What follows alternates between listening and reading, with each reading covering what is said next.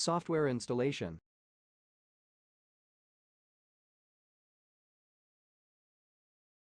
For the final project of this Domestika course, you will learn how to make a short animated bumper, a logo animation for a hypothetical customer, in this case Domestika.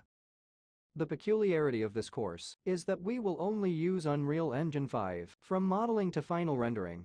The features of Unreal Engine 5 allow for great artistic control about what we are doing. The final design has been thought out so that you can use and learn all the fundamental modules of Unreal Engine. If you follow all the lessons of the course from start to finish, not only will you be able to exactly replicate the project that I show you, but you will have the basics and the knowledge to work independently and create your own personal project. So let's start with installing the software.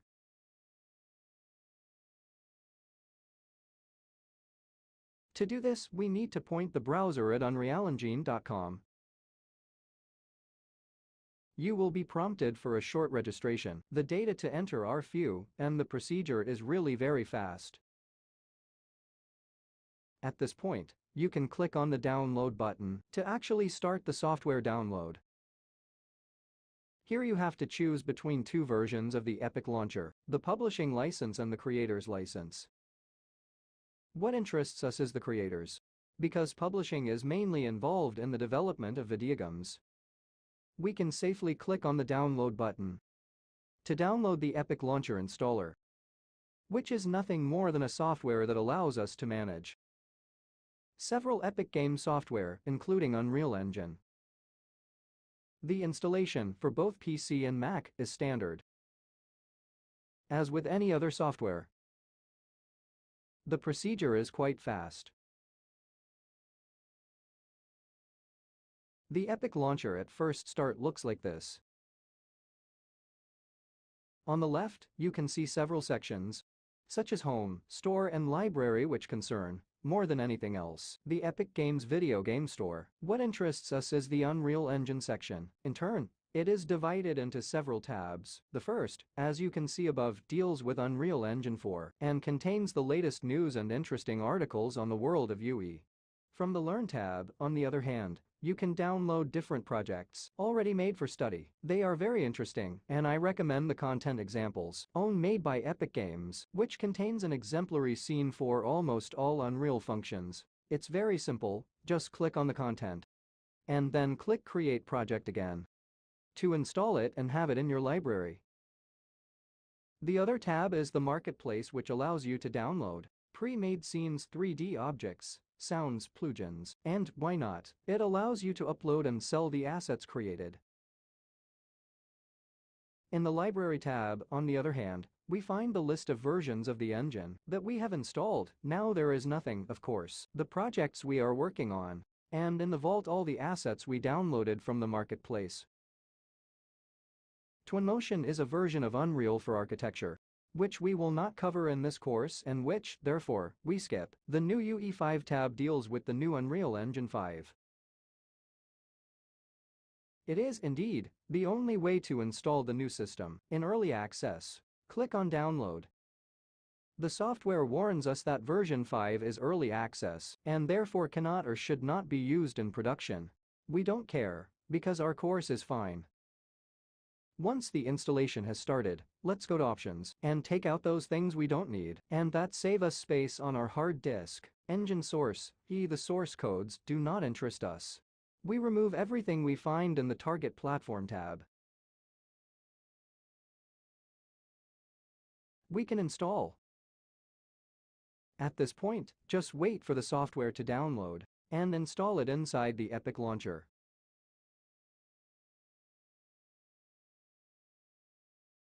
You have now seen how to install Unreal Engine 5. In the next lesson we will see the first start, and we will do a brief overview of its interface.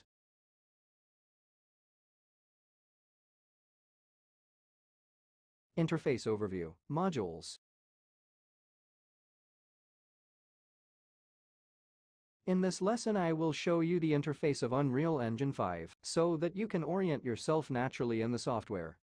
We will also see how to import assets into Unreal Engine, be it 3D models or images. Let's begin. Unreal looks like this the first time we launch it. We are asked to create a first project, to give it a name, and to choose among the various presets available. Let's start by giving it the name. We can choose any name, and why not enter Domestika? On the left side, you can see recent projects. We don't even have one, because we just installed it. All the various presets, that is, if we go to select among the various types, game, film and video, architecture and automotive, etc. We are presented with preset templates, inside which there is part of a scene already made, or some software settings that can help us, like managing a character for a game. Different types of management, i.e. the view from above, the first-person view, or projects optimized for augmented or virtual reality. At the moment, we don't need this help, although we can call them back later and then we'll see how. We choose blank, that is, a clean, new setting, inside which there is practically nothing.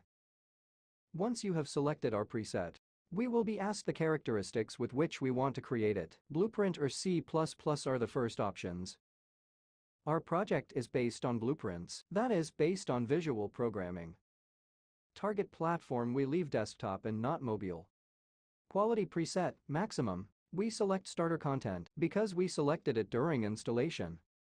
Contains various objects, modules and basic materials, which in any case are used to start the project. We don't enable ray tracing because we won't be using it in the course. We will use global illumination, but not hardware ray tracing. We are now ready to click on Create. On first start, Unreal Engine 5 looks like this. It is likely that the first time you start Unreal, you will have to wait a long time for it to compile the shaders. This can range from 2 minutes to 5 minutes or even a lot more, based on your computer hardware.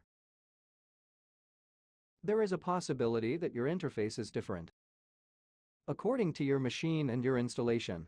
To be sure, go to Window, Load Layout, UE4 Classic Layout.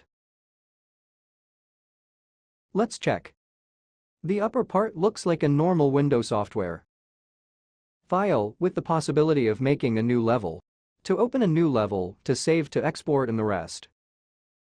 Edit, Window. For the management of the interface we want to show. Tools, Build, which we will not see in this course, because luckily we don't need it. And the always present in every software, Help. The top bar to activate different tools.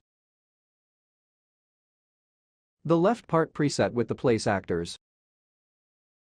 The list of actors, because Unreal calls every object on stage actor. Then we have our viewport. On the right, the world outliner, which is nothing more than the list of objects on stage. If we select any object with the left mouse button, we find it highlighted on the right side of the world outliner. Below, the Details tab. Each object has its own Details tab, that is, its characteristics and settings. Below we find the Content Browser. It is essential because the imported objects are contained here.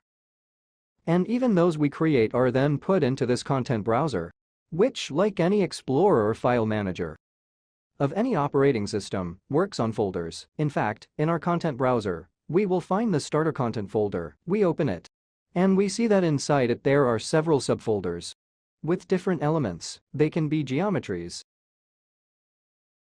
audio,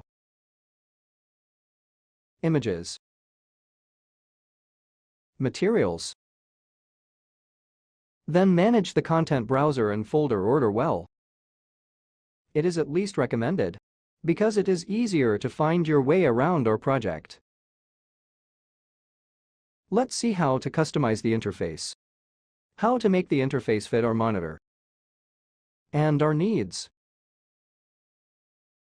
As in all modern software, Unreal Engine also works by tab, so we can move, for example, the Content Browser and put it in the Main tab, so we no longer see it on the main screen, but at the top. As in modern browsers, we find the Content Browser This is true for almost all the other tabs. Of course, we can climb as we please. Any window. We can reorder the tabs as it suits us. And, in every moment, when we have a little confusion, we can always return to the initial state with load layout, putting the default one of Unreal Engine 5, or returning to the classic setting, as Unreal has always accustomed us to. Let's see the default setting of Unreal Engine 5 with the news. The thing that has been added is the ability to hide the various tabs, especially the content browser. We can then choose to attach it to our layout and therefore make sure that it is always visible. The content browser is very important and is the only one that has additional options, such as choosing the size of the thumbnails. I went to the texture section so that it is better understood. Thumbnail size. Tiny. Small. Medium, large, huge, and so on. Another important thing about the content browser is the possibility to search. To create collections, you can name a collection and match it to any group of objects. So let's do a collection, new collection. Inside, we can insert this image, a geometry, and an audio. In the content browser we will have this new collection. We can rename by pressing the F2 key.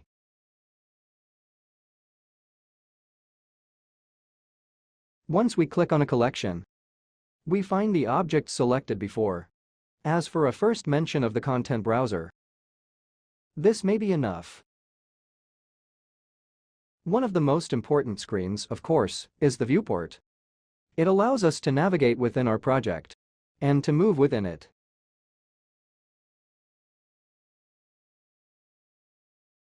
Let's see how to navigate within the Unreal interface and the viewport.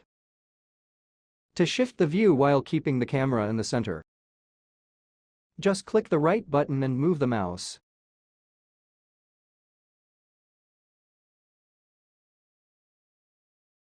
So we can orbit our view.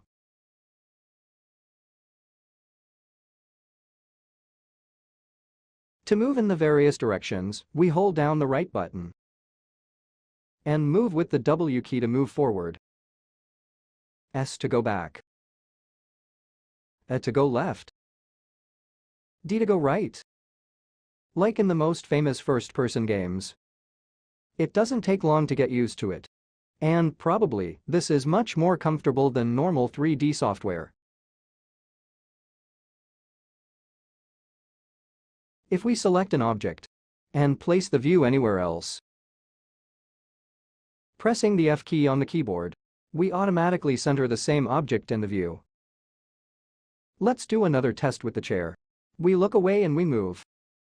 I press the F key, and the object is centered again.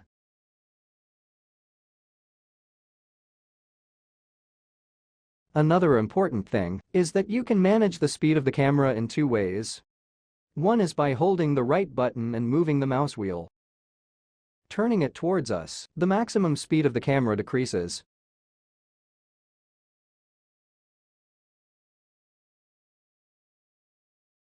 If, on the other hand, we rotate it in the opposite direction, the speed of the camera increases. This same setting can be found here, top right. Camera speed and can be controlled via this slider. The two are independent. That is, moving the wheel will not change this value. Let's go back to the classic view, and let's see how we can insert objects into the scene. There are two possibilities for inserting objects into the scene. One is to get them from the place actors. They are objects and functions that are already on Unreal Engine that we can drag on stage. Drag because they must be taken and dragged within the scene. This is an empty actor, i.e. a null and empty object. We can go to the Lights tab and maybe add a light, always dragging it. According to what we just said, we have dragged the light. And now, but only after we put it into the world. We also find it in the world outliner. The other way is to grab an object from the content browser. We will then see how to import objects into the content browser and how to order it. Let's go to the props. Let's choose this lamp. We drag it. And voila is on stage and also in the world outliner. It is very simple and very intuitive. So our content browser is our library that we create with the objects we import. And the place actors are all those basic objects and functions that are already in the system. The world outliner represents the list of objects which was staged in our level.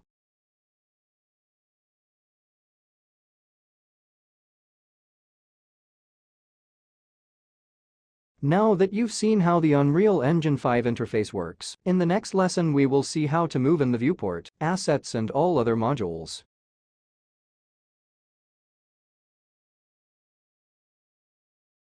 The interface, the internal logic.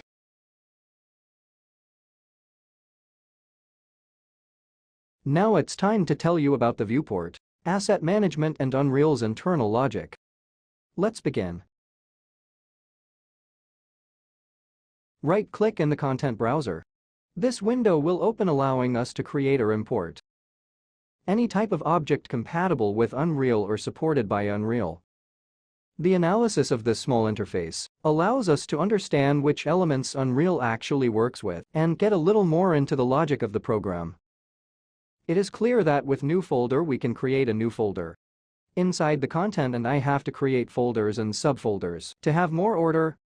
Import to game is actually nothing more than the function which allows us to import 3D models, animations and textures. It's very simple. You can click on import and select the file from the folder or drag the file into the content browser.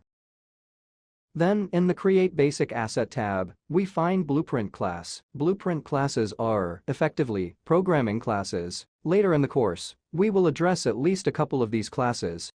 But they are not essential for a motion design job. It is a purely graphic work. Many of these features relate to game development. But it is also important to know what Unreal is capable of and how he thinks in general. There are tons of item classes. We can't analyze them, but the Unreal Online manual exists. Also, out of curiosity, you can go and comb through and to better understand how it works. Level is important to understand. One of the most important logics of Unreal. Unreal works in levels. Born for the development of video games, it has nevertheless maintained over the years the names of some functions and their own logic. Let's understand what is meant by levels. The levels are what we will commonly call scenes. This is a level. A level has all the objects we insert inside it. If we look in the world outliner, this level is called minimal default and contains all these objects, each with its own parameters that we will analyze later. Let's try to create a new layer. If we create it from the content browser with the same window as before, a new level will be created automatically. By clicking on it, we will be prompted to save the level from which we exit, because we cannot open more than one level at a time. So let's make sure we don't save him, and a completely empty layer will open. As you can see, in the world outliner we have the name of the new level, but it is completely empty. Another way to create a level is File, New Level. In this case, we can choose between 3 different bases. The empty level is what we have seen before. Default has heaven in this plan. TimyIfDay allows us to set a day-night cycle. Preset lighting. Let's open a default. He always asks us whether to save the level we are exiting from. Let's say no. We have created a new level. The difference with before is that it hasn't been saved yet. The best thing to do is save current level or Ctrl+S. Choose where to save it. Maybe we can create a new folder here and call it levels. Inside we can create a level that we will call new level. Let's now look in the content browser of the levels folder and the file referring to this level.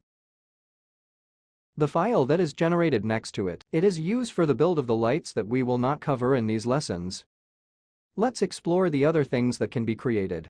Not because we will create them, but to understand how Unreal works.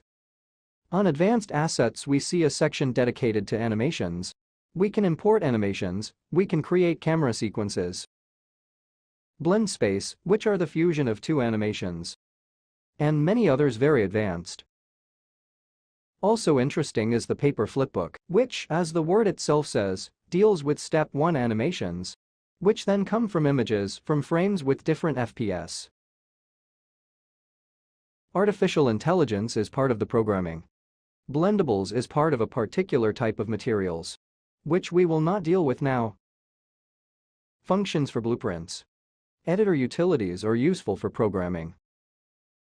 The foliage system allows you to populate the level with objects. The visual effect with the Niagara system, which is a very advanced particle system.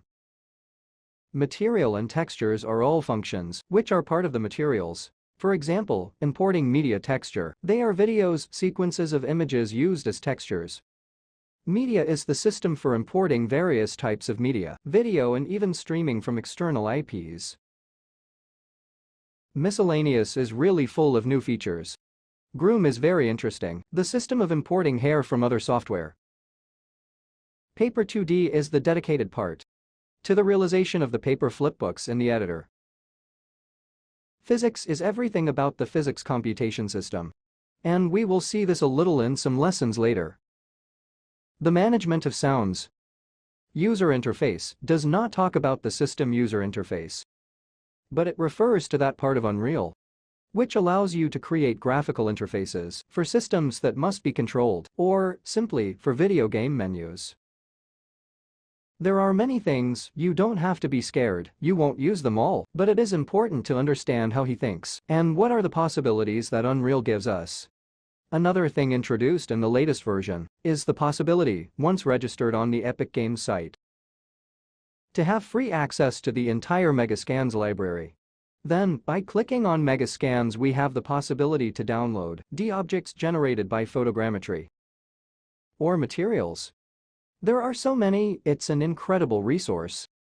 But being generated by photogrammetry, they are all photorealistic. It is truly an amazing resource. To import them, just click on each of them.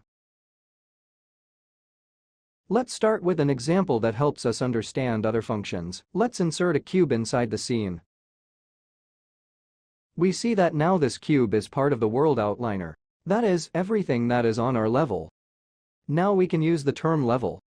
Not to be confused with layers. Layers are the classic layers that are also used in other software, like on Photoshop, but they only work in editor. These are not things that actually work in the scene. They only serve as an aid to realization and for the processing of the scene. If you are interested in learning more about them, it is very simple, and just go to the manual. There are very few functions. Now, by clicking on the cube, let's analyze its details tab. The first part refers to the component, because each object, in reality, is a component that has others inside. At the moment you are not interested in it, but it is interesting to know.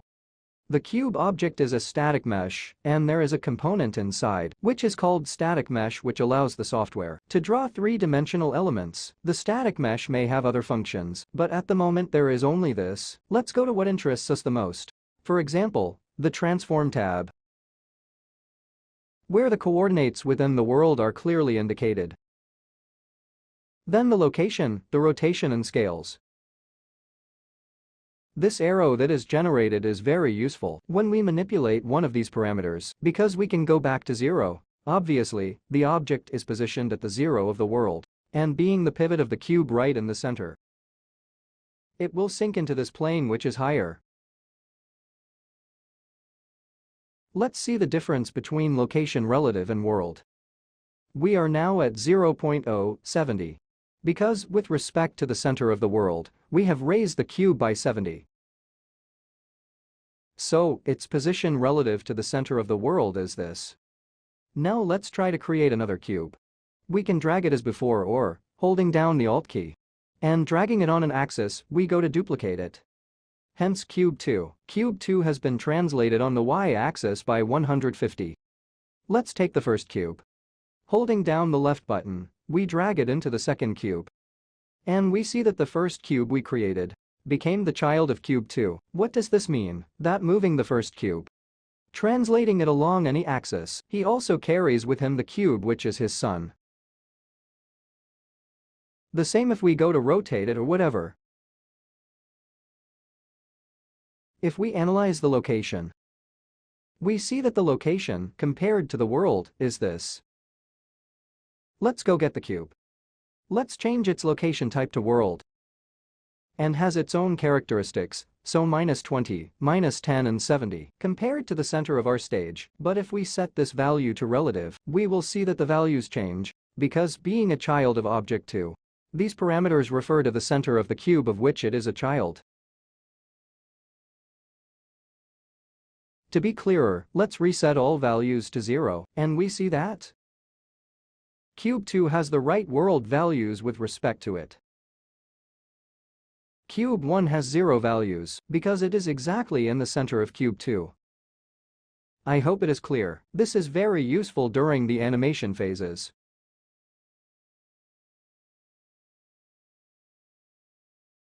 The interface, the internal logic.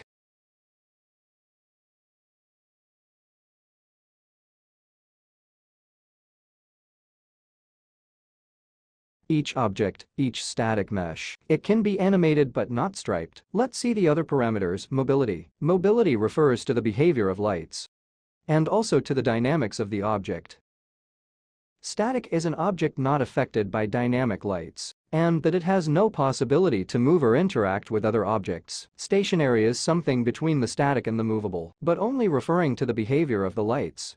The movable is a completely dynamic object, both with respect to the calculation of shadows and highlights, both with respect to all functions of dynamics and movement. In our lesson and above all for a purely graphic use, and not to develop video games, they are used mainly, or almost exclusively, movable type objects. Indeed, you set the objects to movable. Then let's go to the static mesh section.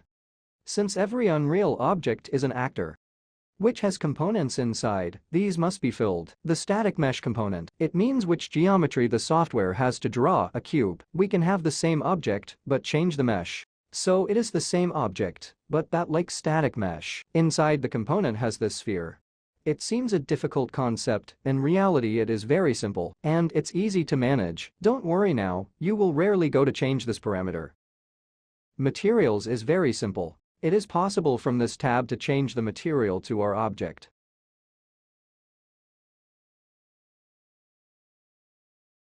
Physics allows us to enable the physics of an object.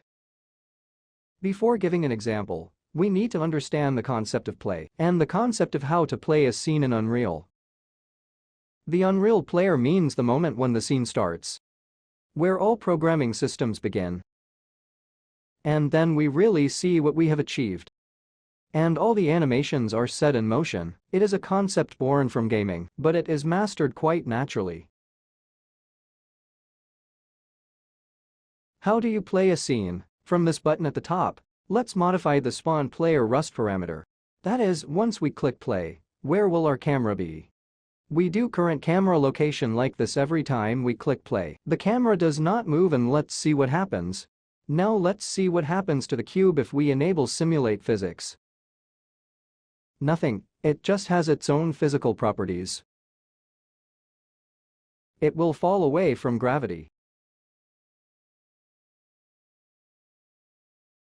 and will bounce off objects it finds. We then continue with the details. So from here we can configure all the simulation parameters. Enable or disable severity and other parameters. Always with respect to physics.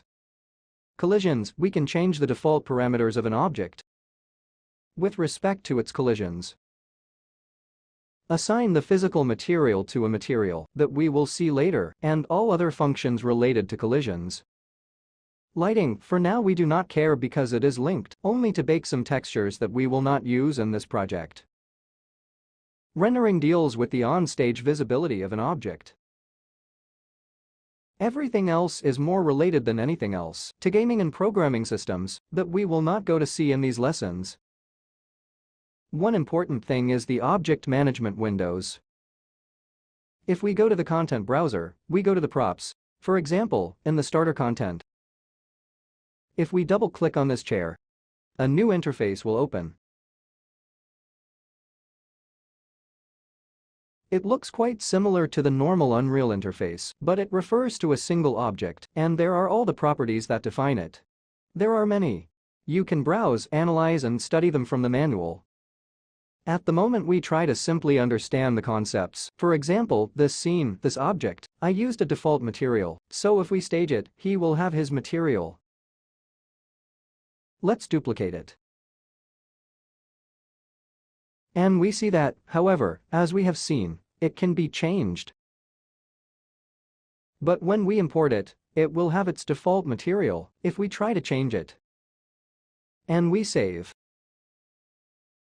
The material of the object will also change, to which we have not changed the material subsequently. If we go and import another, it will have its default material. This window defines the parameters of the object, which is in the content browser. And saving it will be saved in the object itself. Many things can be defined, like Unreal's basic interface and viewport. Here we can see the objects with the normal rendering system. Unlit, i.e. without the shaders going to work. The wireframe. See only the behavior of the lights and all the rest of the view mode. Similarly to the general viewport. An important thing that we can see in the static mesh management window are collisions, so if we go to show simple collision, let's see what the collision of this object actually is. Because not always the general mesh, the polygons that make up an object, they are actually his collision. Unreal generates this outer mesh with a lower number of polygons, and this is where the objects will collide. You can edit, then delete and create one from this window. Starting from the simple, we can create a spherical shape. One capsule. A box. We can also add them. To create a custom collision system for each object. This will come in handy in our project. Or auto-convex collision. See this window at the bottom right, apply, and the software will try to generate a mesh with very few polygons, but as close as possible to the original mesh. It is also possible to use the same polygons as the geometry. As geometry for collisions. To do this, you need to go to the right panel in the Collision tab. And from Collision Complexity, use Complex Collision as simple. So, as you can see, the collisions are now the same geometries that make up the static mesh. Let's go instead to see the texture management window. Same thing, double-click. A very similar window opens, but it refers to textures. It is very important to manage the channels separately. So, R, G, B and alpha, we can see the alpha channel, the blue channel, the green channel, and the red channel. See them together. Enabling and disabling the alpha is very useful if we want to see the content of our texture. The parameters we see on the right. They mostly refer to imports. To the compression system, because every time we import a texture, he compresses it in a format more suitable for him. The adjustment tab is quite useful, because in a very simple way, we can vary the brightness, the curves, the saturation, and also minimum and maximum values of alpha directly here. So once saved, the texture will save all those parameters. Definitely. And therefore, when we import it or use it in a material, it will keep the parameters that we have set. An important thing, which perhaps does not really concern the internal logic or the interface, is the snap system. The snap system is essential when assembling a scene. Here we introduce it and make a very brief overview about this function. Snaps are managed here, top right. They can be enabled on surface snapping, or they are disabled. The first snapping we see, and which is set by default, is this. Snap to the grid. Let's disable that plan. Let's go see that there is a grid. And the object will move according to the grid. We can create a snap side based on the size of the grid. That we do 10 and 10. And it means that it will move to one of these, which is 1/10 of a grid cell. We are going to disable it. And we see that we can move the cube and it won't snap to the grid.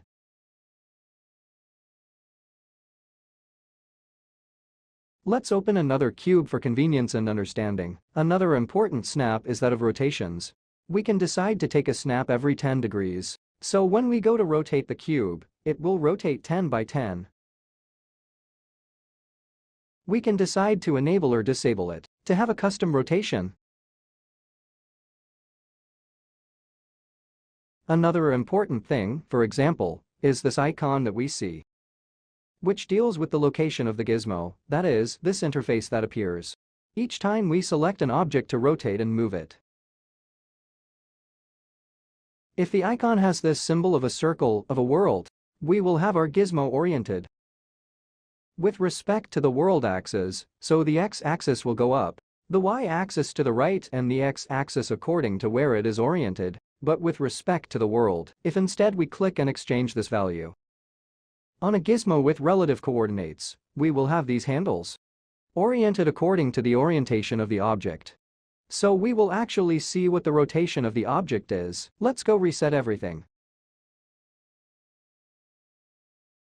A very important snap is the surface snap, which allows us to snap to surfaces.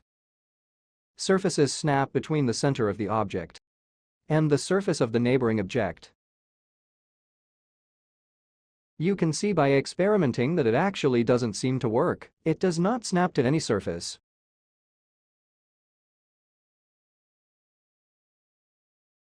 The only way to do this is to move the object, dragging it from that ball that you see inside the gizmo.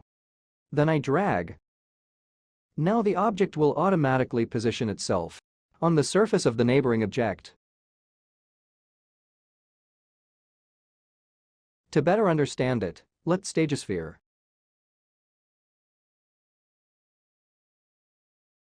We select our cube, we move it by holding down the left button and dragging the sphere inside, and we see that our cube will position itself always on the surface of the sphere.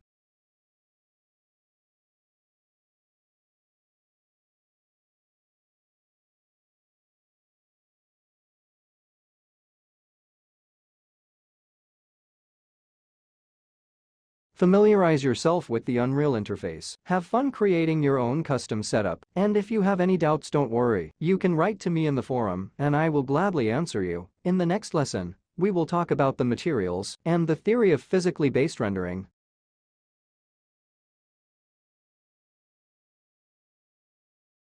Physically based rendering.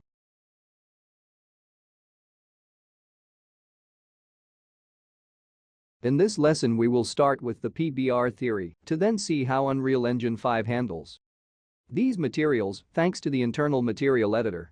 Let's begin.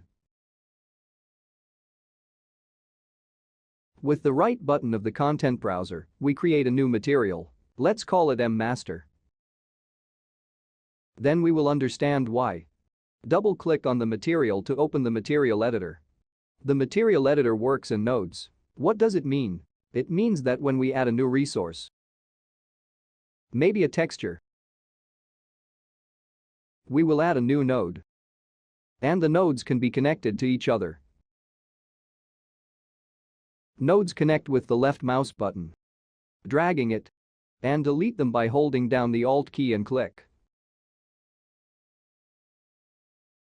Let's see what an Unreal material is made of. Unreal works with a system called PBR, physically based material. Physically based material tries to reproduce a material according to the laws of physics. The materials are divided into electrical and dielectrics. Dielectric materials are wood, plastic, everything that is not metal. Let's go and see node by node, and, in the meantime, let's try to understand the PBR theory. First, we need a base color. The base color is what defines the color of a material, without taking into account reflections, specularity and other things. There are two physically based material workflows: metal roughness and specular glossiness. Unreal uses metal roughness, which has as its main maps the base color we have just mentioned and the roughness. Roughness defines the roughness of a material, hence the reflection. Where it is white it will be wrinkled, therefore not reflective. Where it is black it will be smooth and therefore more reflective. The metallic map will define where a material is electrical and dielectric. In this example of a rusty metal, we will have the part of rust which is a dielectric material. Therefore it does not reflect and it is not metal, while everything else remains metallic. In fact, the metal map defines the completely black dielectric part.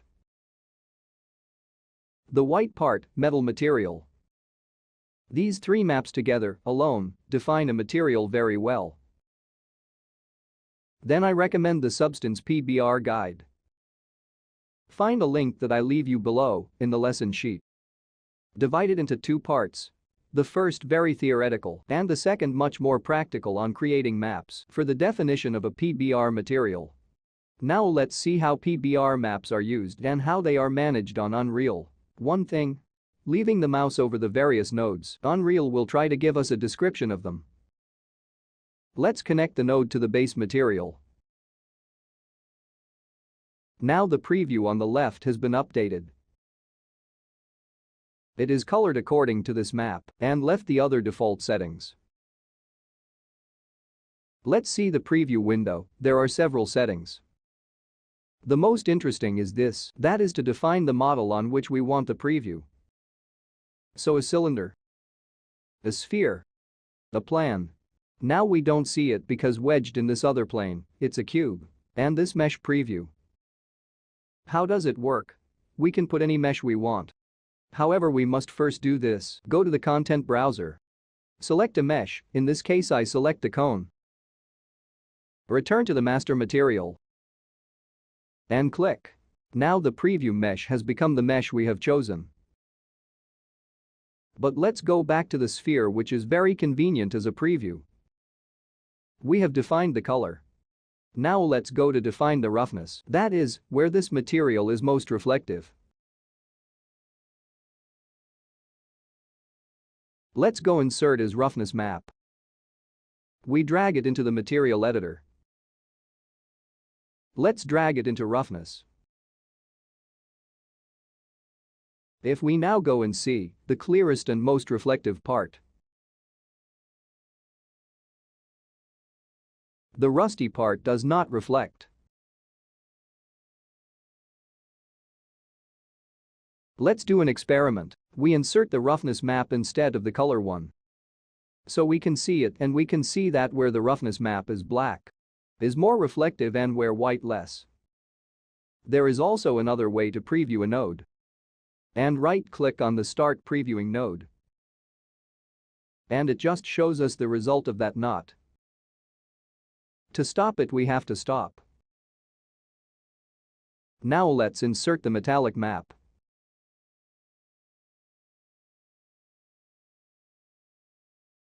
And it is immediately clear from the preview how the software interprets the parts where the map is clear as metal parts and the darker ones as non-metallic. It is good to define that numerically in an 8-bit image. That goes from black to white. The completely white part is defined as 1, while the completely black one is 0. So the value of 0 of metallic defines an electrical material, while the 0 point of the roughness defines when the material is smooth, therefore more reflective. To deepen these topics, always refer to the guide that I mentioned earlier, which clarifies a lot the slightly more technical side of the PBR material. We have established a base color, where our material is electrical and where dielectric. The roughness. Now let's talk about normal maps. Normal maps work like in any other 3D software. It's those two-dimensional maps which give the illusion of micro details on a mesh without necessarily increasing the number of polygons. It is a two-dimensional map that maps to the UVs and gives this illusion of micro details. It works exactly in all other software. Perhaps the only difference could be that working with DirectX, the green channel is inverted. Let's see how it works. We choose a texture in the material editor. We plug it in and go see that immediately. The normal map does its duty.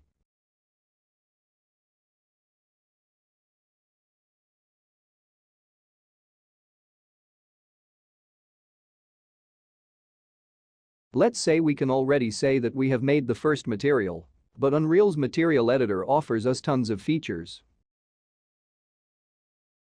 We skip the specular. The specularity factor of a material, it is defined with a value from 0 to 1. If we do right-click, we do promote to parameter. He creates this knot that is simply a knot, where we can enter a numeric value. By default it is 1, unless we vary it, as here, with 0.5. Anisotropy is a type of specularity of some specific electrical materials. Emissive color is the color that emits a certain type of material. Let's go experiment. You see? It is as if it emits light and emits it of this color. We will then deepen this in another chapter. But let's forget the tangent, the world position offset, ambient occlusion and pixel depth offset. These are advanced parameters that we will not address in this course and which refer to other material properties. Let's say we want to change the reflection of this material. What do? Right key. Lerp. Or L on the keyboard. And let's open this node, which is linear interpolation. Giving an A value in the alpha channel, in this case we are talking about roughness, hence this knot. Another important thing. Double-click on the material. The editor opens, let's call it texture editor, where we can do a texture setup. And also check the various channels. Obviously we work in RGB, we display the channels separately. So we turn them off. We look at the red channel. We look at the green channel, the blue channel. Roughness has all three channels alike because we are only interested in this value. But when we put them into linear interpolation's alpha channel, we only have to take one of these channels, which for us is the same because they are the same. So we broke the knot and rejoined the linear interpolation node with roughness. We click on the node and go to the left, where there is the details panel and we see the values of this node. Let's try to shut down alpha with Alt. We click on the node. He gives a constant value of 0.5. When we connect a value to the node, this value turns gray because the input of this node, it takes it from the red value of this texture. So we have the value of 0 on A and B1. What does it mean? As we said before, the value of an RGB texture ranges from completely white, 1, completely black, 0. Linear interpolation defines these two maximum values. So constant A is completely black, starting from 0. The constant B completely white, 1, but I can change these values. Then tighten this range and modify it. Let's see what happens if we change these parameters. By setting a minimum value of 1, it will become all white. You see, everything becomes completely opaque. Let's go see the preview of this node. We stop, then all white for the roughness. It means wrinkled, so it doesn't reflect. Let's do the opposite, 0 and 0. It will all become reflective.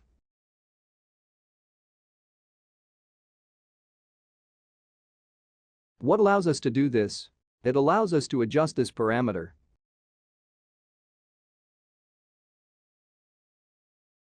Normally, when we use a roughness map, It is good to create a limit to the minimum value, usually it is 0.3. In addition to having taken on a more realistic image, the type of material in the part where it was more reflective has really changed. By acting on this parameter, we can customize the behavior of the reflection.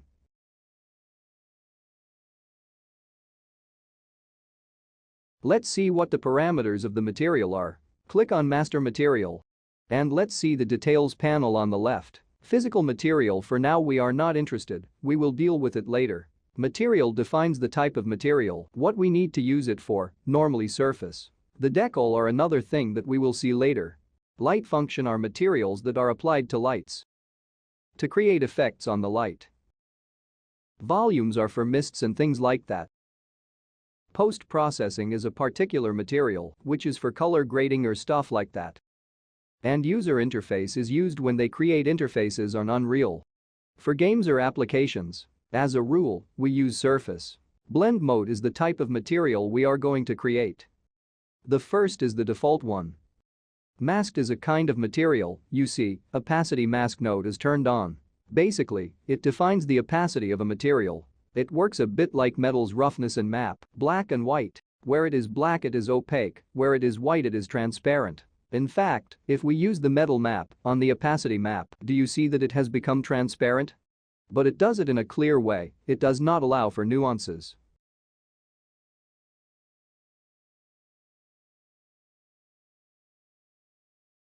Let's see translucent. Translucent is like mask, but it has many more parameters and allows a gradual type mask. That is, we can put a gradient opacity.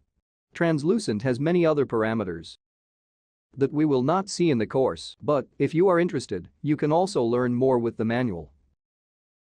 Let's go back to our normal material.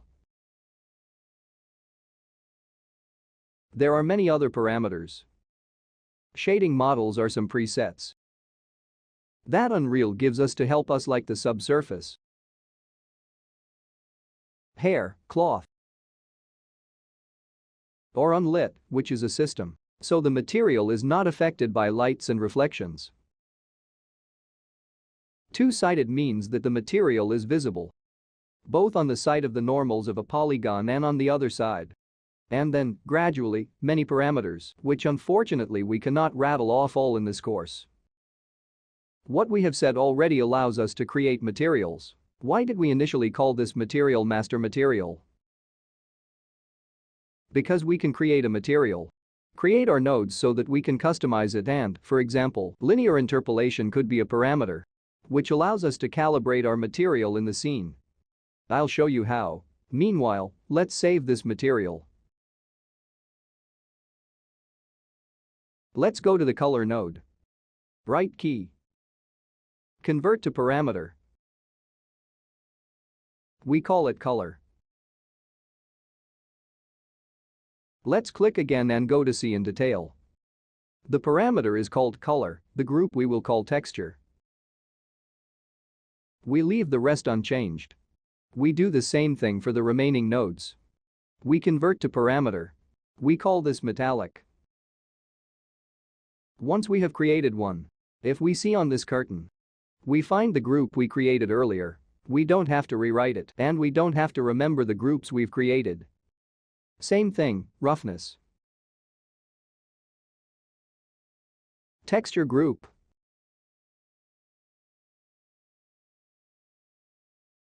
Normal. Texture group. Let's see what we've done. Let's go to the content browser. Let's see the material we have saved. Let's right-click and now we have the ability to do create material instance. What is the material instance? It is a child material that takes properties from the master material that we have created and let's go and open it. It exposes us the parameters that we have defined. So we said the four maps are parameters that we can change. Therefore at any time we can take the color map and change it.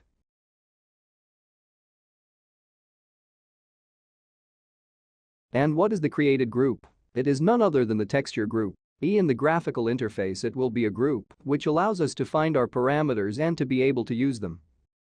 Let's reopen the material editor. Specular, we had created it as a parameter, but we hadn't given him any groups. We also do this other very convenient thing for the creation of a material, and then, later on, we will create our master material with the parameters that interest us. Let's right-click on Property A and do Promote to Parameter.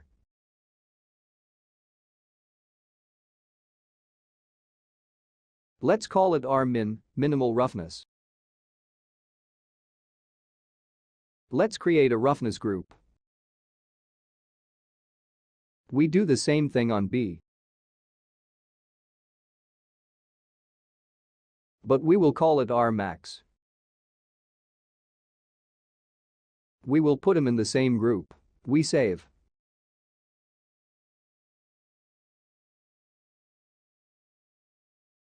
Now let's assign this object. We have several ways to assign a material to an object: by dragging it, or by selecting the object from the world outliner. Go into Details.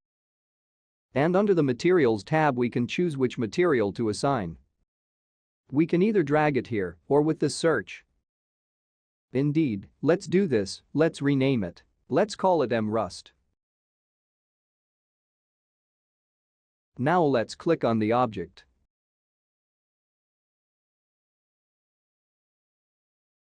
We double-click on the material. Let's undock this window.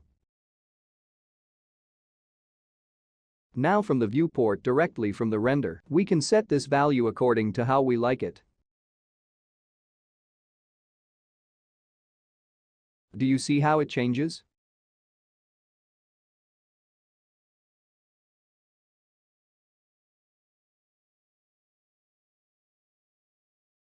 Obviously, both values must go on a scale of 0 to 1.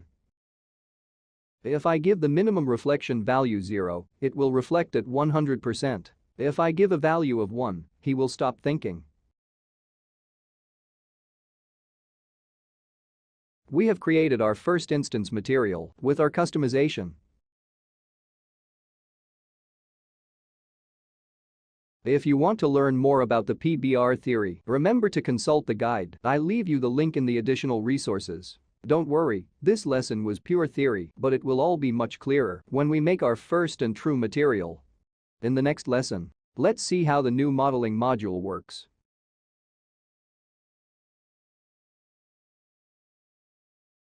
Modeling Tool Module.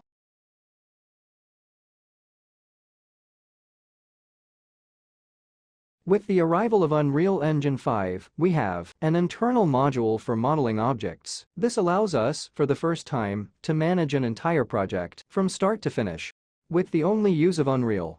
My advice now is to experiment and have fun. Let's begin.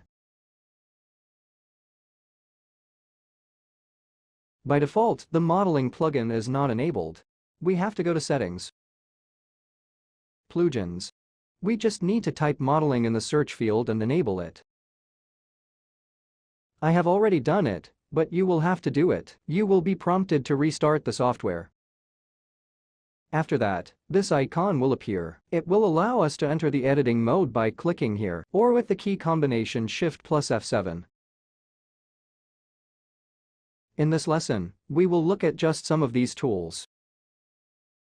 But then I invite you to have fun and experience them one at a time. They are simple to understand and quite explanatory. In the Shape tab we have all the tools that allow us to create primitive objects, like a cube, a sphere, a cylinder, the cone, and so on. We can also create flat objects like this. This is a plane with rounded corners, which we can then extrude and use as a basis for modeling other objects. We select the cube. First, this cube will snap to the mouse.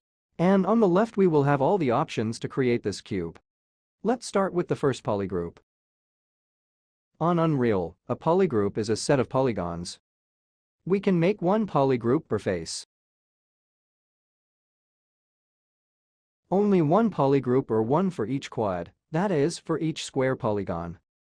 It will be used to assign different materials to each group of polygons, or for editing. Then we have the dimensions that determine the size of the cube. The subdivisions will allow us to divide the various objects into multiple polygons. A very interesting thing is this positioning. If it suits us to change the object to understand better, let's create a sphere. We place it here. And then we create a box. See what happens if we're on the positioning on scene. Our cube will be positioned with a snap on the base, based on the geometries around it. We can make a cube here. Another one here. The other options are ground plane. That is, it remains at 0 on the x-axis. Very convenient for placing objects on stage from which to start. I will not be here to say all the options with which to create the items, because they are really self-explanatory and very simple to understand. More interesting, however, the polyextrude, which allows us to draw a spline on this plane. I position myself on top to let you see it better. I can draw a spline on this plane and then extrude it. Let's see some features of this tool, which are quite interesting. Polygon mode, that is, from which form we start. Before we did freehand, we drew point by point. Now I have selected circle, and it creates a circle which I can then extrude. A rectangular rectangle with rounded edges. With polyextrude we can create the shape we want, extrude it, and use it as a starting point for modeling. I deactivate this floor, because it prevents me from seeing what I am doing. Path extrude, on the other hand, is more or less the same tool, but it does this thing. As soon as I close this spline, it gives me the ability to create thickness and extrude it along an axis. This gives me the ability to create more complex shapes. Path revolve is very interesting. It is always based on splines and allows us to extrude with one revolution. Drawing half the spline and leaving the first 2 points at 0, what it will do is just what the name says. We'll extrude in one revolution along an axis. Let's try another form.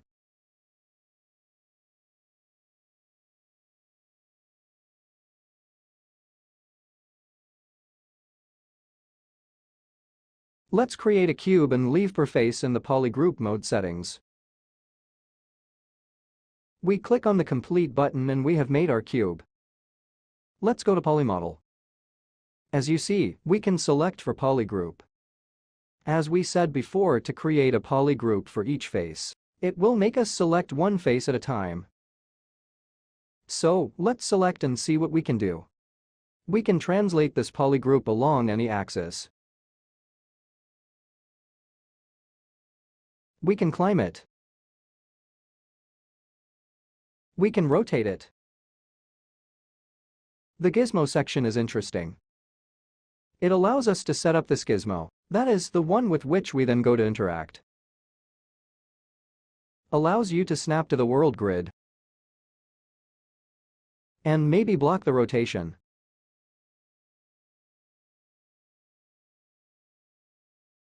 An interesting thing is that we can select a polygroup in the Face Edits tab and we can extrude it. We can create an offset. An internal extrusion he calls inset. We can merge with another polygroup.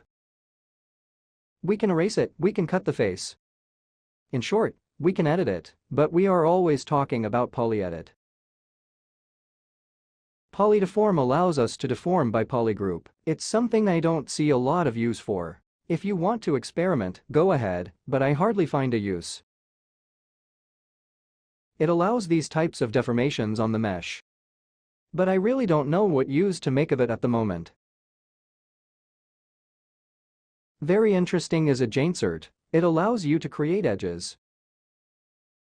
By defining 2 points, he will cut the polygons. Loop-insert, very interesting, creates an edge loop.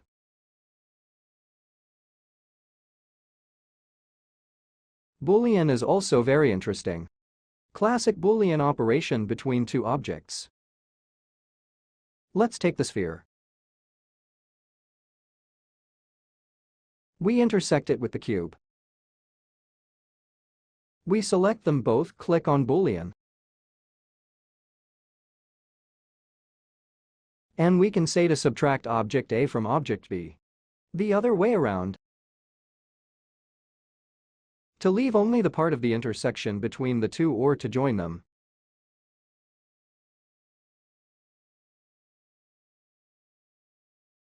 Trimodel deals with modeling, editing, based on polygons. Then select polygons and edit polygons. It has more or less the same functions as polymodel, but it acts singularly on polygons. I can extrude a polygon, remove a polygon or merge 2 polygons. A very interesting object that we will often use for the project is the pin cut. Basically, a plane that cuts the object. Very interesting. We can act on this level, modify it to make it cut the object differently.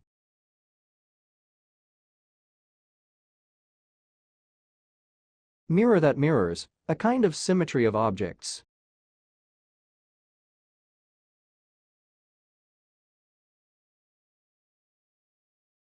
Let's quickly move on to deform. A fairly quick overview. Vertex Sculpt allows you to paint as a sculpting software would.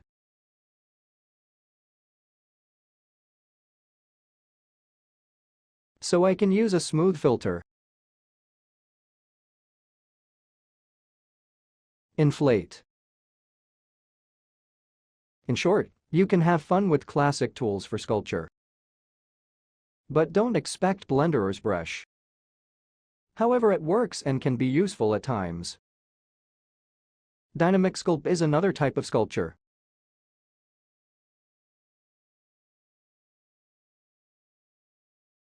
Smooth, the word itself says it is an interaction of smooth.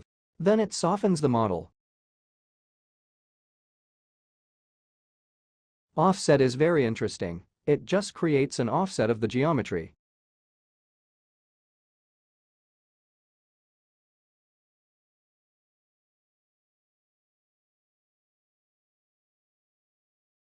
A deformer, which has nothing to do with sculpting, but it is certainly very useful as warp. We can use it with operation type bend. It is just a trainer who takes care of folding a bend, as some other software would call it.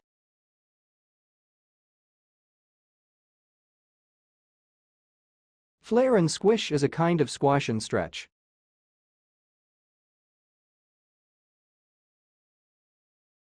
And twist.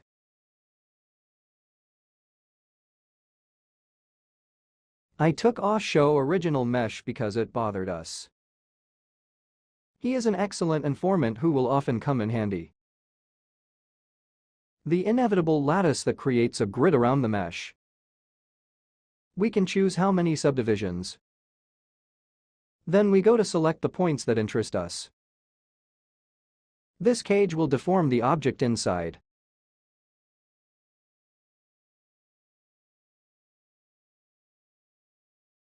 We will also see this later during processing because it is very useful. We see this object on all views.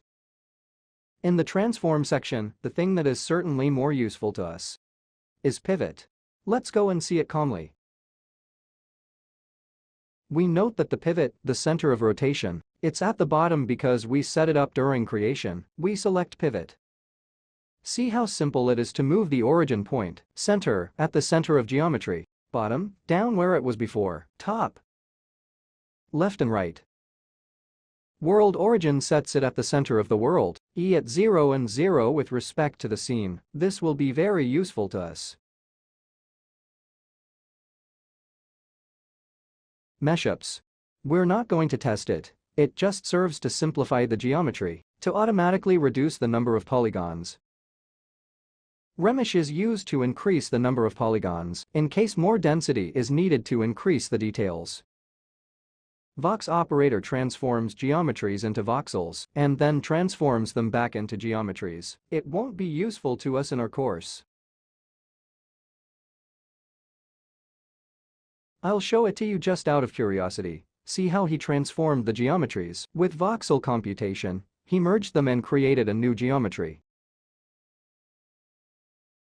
Other very interesting tools are what you need to manage the normals, the smoothing groups, and the material editor. We will not see it now, we will see it during the course, but it is really very important. It is used to assign material slots to different polygroups. Unwrap's automatic system is also very nice. It works very well, and we will use it too during the course. There is the possibility of making an unwrap with the various classic projections: cubic, spherical, and cylindrical.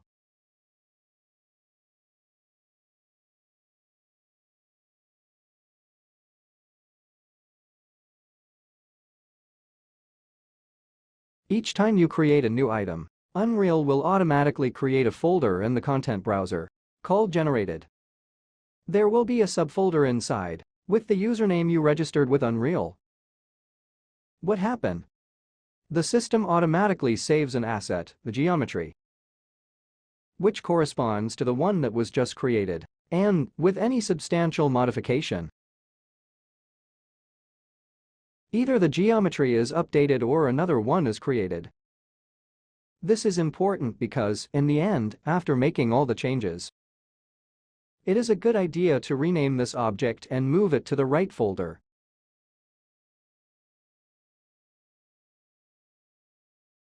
so that you can call it up easily every time.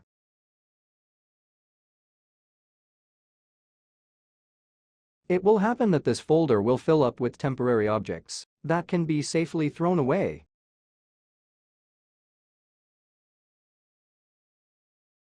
Now that you know the tools that allow you to model on Unreal, have fun and experiment. You will see that it will be easier for you to realize your final project. In the next lesson, we will talk about the use of lights on Unreal and the different types of light to use.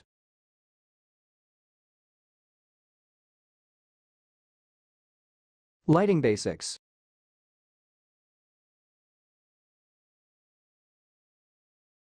In this lesson, we will look at what types of light makes Unreal available to us, analyzing them in detail. It is indeed important to know the types of light available to better illuminate the scene. Let's begin. The types of light available can be found in the Place Actor tab, under Lights, or Create Lights. Let's go see the first type of light, directional lights. Directional light is very simple, an infinite light like the sun. It affects the whole scene,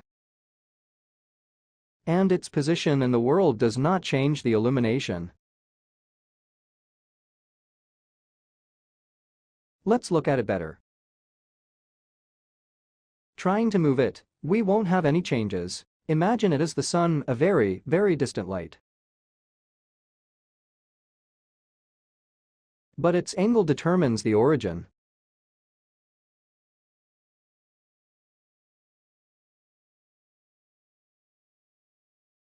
For now we turn it off. The easiest way to turn off the lights is to go to the Detail panel and click on Effects World. Let's go and see the point light. It must be conceived as a light bulb.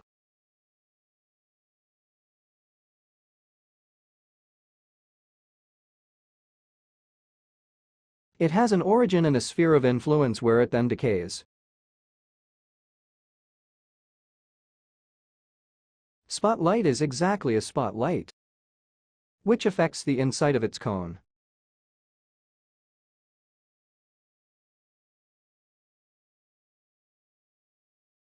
Rect light stands for rectangular light and is a light that originates from a rectangle.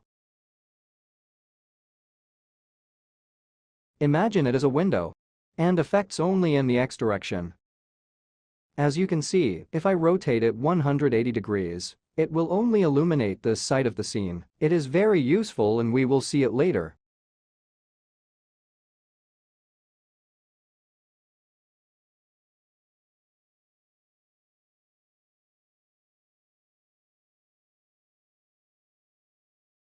Let's go see the skylight. It would seem to do nothing, because the skylight has the function of capturing what is around the scene and use it to reflect or emit light. In this case there is nothing in the scene, but let's see how it works in this case. Source type. We tell him to specify a cubemap, we go to select it. And let's see what happened. Let's imagine the skylight as a dome. Like a huge sphere around our scene. If we select an HDR, this will try to coherently illuminate the scene. Based on the information, like a global illumination, but very rough.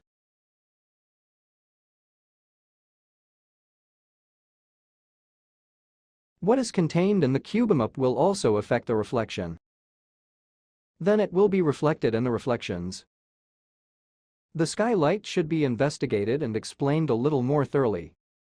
We won't do it in these lessons, it does not specifically concern the project we will carry out. So for now, we let this little explanation suffice. Let's disable it and see how the lights work. We note that, like all objects staged on Unreal, in the Details tab we have the Transform section with location, rotation and scale. But here is this new option which is mobility. The first two, static and stationary, relate to video game development. They make the lights non-dynamic, in the sense that with the rendering procedure, these lights are then, in jargon, cooked, and their influence on various objects is inscribed in other textures and printed. So, if we then go to move this light or an object, the lighting will not change.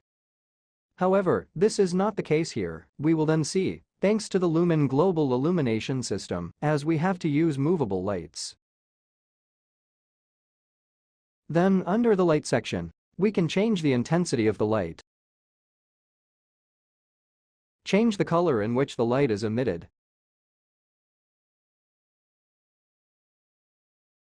Attenuation radius is very important. It is the area of influence of the light. If I decrease this radius, you see that outside that sphere the light has no effect.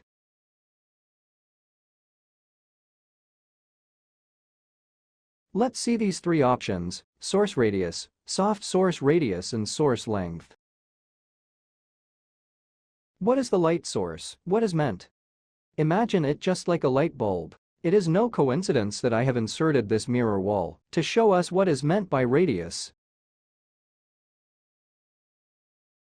The source radius is just the bulb of a light bulb. I can increase its radius, make its outline softer, or stretch it.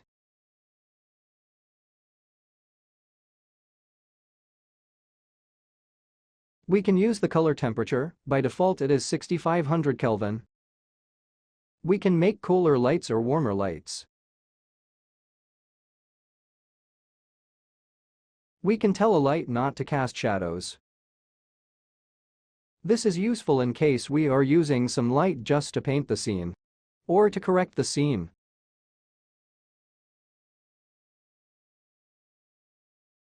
Let's turn off this light for a moment and go to Spotlight.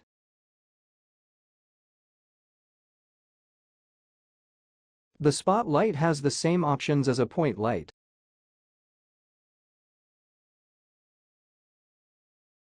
Plus it can define the influence of the external cone of the spotlight.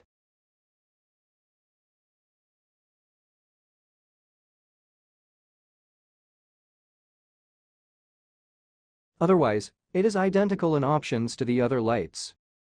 The rectangular light, as we said, it is also very interesting because it gives a very realistic result.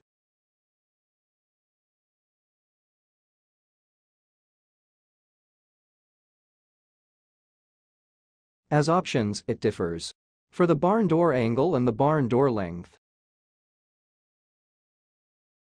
Actually, it determines the angle of that outer frame.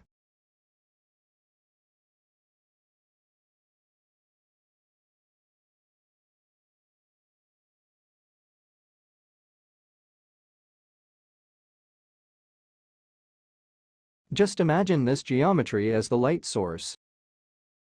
Therefore, by changing this angle, we also change the effect of the light.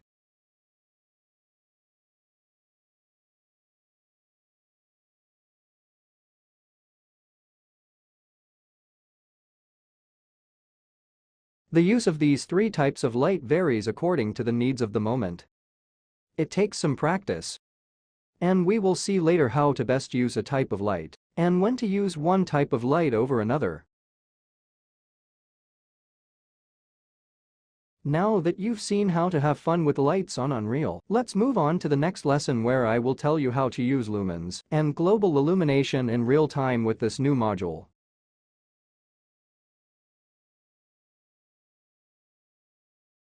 The new Lumen lighting engine.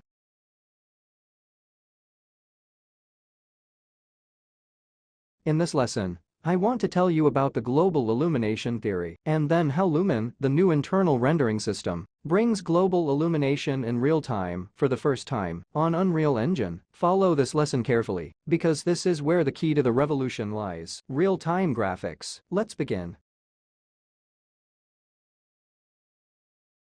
Unreal Engine 5 introduced the new rendering system called Lumen. Once the software is started, however, we should enable it. To do this, let's go to the Settings section. Project Settings. Let's go to the Engine section. Rendering. Let's scroll down to find the Global Illumination tab. As you can see, I have already activated it. On first launch, you will need to select Lumen within the Global Illumination tab and also in the Reflection tab in order to let the Lumen manage the global illumination, but also the reflections. Capture resolution is fine at 128 for now and also for our project. We enable detail tracing and virtual shadow map, which is the new shadow calculation system.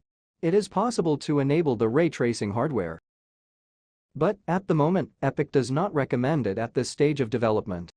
And in any case, I was able to test the efficiency of Lumen without ray tracing hardware, but with only the software system. From this moment, we can use Lumen as a lighting system. Let's set up a post-processing volume in the scene. And we set the volume to infinite extent or unbound to make it affect the whole scene, and not only within its own volume. Now you can place the volume anywhere in the scene, but it will affect the whole scene.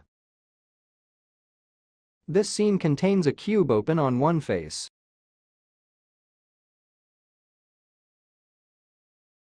And a spotlight. As you can see, the light only has an effect inside the cone, and it does not propagate in any way. Let's go put a cube. As you can see, the cube is illuminated only where, actually, is cut from the cone. In reality, this is not the case. In reality, the light bounces. And this is the difference between direct lighting systems and those with so-called indirect illumination. This graph makes it clear at a glance, the difference between the two lighting systems. With direct illumination, the light emits rays, which simply bounce once on the hit object. Indirect lighting is the one that takes into account the bounces of light. Because light actually bounces off the surface and spreads in all directions, this causes the light to spread around a room. And that also takes into account the color of the object on which it bounced.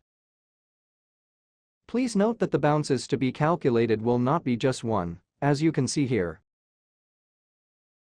This example takes into account a system of a bounce or rebound of light. 2 bounces. As you can see, the situation becomes very complicated for the calculation. And 3 bounces, but many more are used in rendering. Let's see in practice what this difference is. Once the post-processing volume is activated, in the global illumination section, we are going to enable Lumen. We can instantly see what has changed. Just what we just said. Direct light does not bounce, so it only takes effect where the light beam falls. While global illumination or indirect light, consider ribbons, and how light propagates between objects. Now we're going to rehabilitate him. And we immediately see how the light spreads throughout the room and bounces, creating a diffused light. Always remember to set the final gather quality in the same tab at 2. And, again, to enable reflection under lumen. And put 2 also under the quality of the reflection. We also do another test. In this scene there are 2 spheres to which I have assigned this material. Let's see what this material contains. Simply, a color in the base color. And the same color in the emissive color. Let's go enable it and see what happens. I had hidden them before, so we make them visible. And, with no light on stage, because the spotlight no longer has an effect on stage, the emissive material alone creates a propagation of light. This can only be done with global illumination. There is little more to say about Unreal's global illumination. Some parameters will be addressed only in the rendering phase, and we will see them, in fact, in the final stages of the project. Let's say this is the biggest evolution of this version of Unreal, and the fact that it does it in real time is something new, which we will also use in our final project. See how easy it is to get amazing results with very few steps. In the next lesson, we will see the blueprint system, which is none other than Unreal's visual scripting system. Visual scripting blueprint.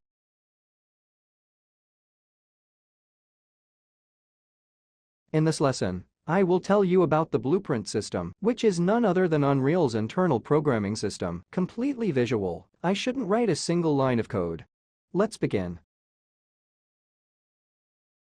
The blueprint system is a visual node system for programming, which also allowed me, who am not a programmer, and I know hardly any programming concepts, to use it, at first for very simple things, and then, gradually, for more advanced animation functions. Let's go to the blueprints section. We see that we have open level blueprints. Let's click and see what happens. This is the blueprint panel. The level blueprint, the one we have entered now. It concerns precisely the programming of the level we are addressing, where we are working. Every time we play the scene, the rules written in the level blueprint will affect the whole scene. But we could create classes. Programming classes are objects, which have internal programming and are replicable. I can have an object to which I assign a behavior, and then replicate it in the scene and duplicate it, and any child object of that blueprint class must comply with these rules and those of the level blueprint. Let's see how a blueprint class is created. Right button in the content browser. Blueprint class. As you can see, there are an infinity of classes, because Unreal really allows every kind of interaction and has a lot of utilities for programming. For our project, we will only need to know what an actor is. An actor, the word itself says, is a stage actor who can have properties. Let's go create one. Double-click. Lector may have components inside. It can be the geometries, so our actor can be a character. It can have sounds, and it can have particle or a skeleton mesh, which is none other than his rig. It can have so many other things. Let's create a very simple actor with a sphere. We save. We are going to insert it into the scene, and what we see in the viewport is the mesh component. That is the geometry that makes up this blueprint. Let's go inside again. We are now in the viewport tab. There are 2 other tabs for the classes: Event Graph and Construction Script. We will focus on the event graph though. In the event graph there is precisely the programming part, the behavior of the class. So here you program, here you create the rules. of this class and every time we put one on stage. This class will keep in mind some internal programming. It is a basic, elementary concept for those who program. For us who do motion design, it is perhaps something new that we have never used. We will use it to create the initial animation of our scene. And you will see that everything will be clearer. Let's take a small programming example with blueprints.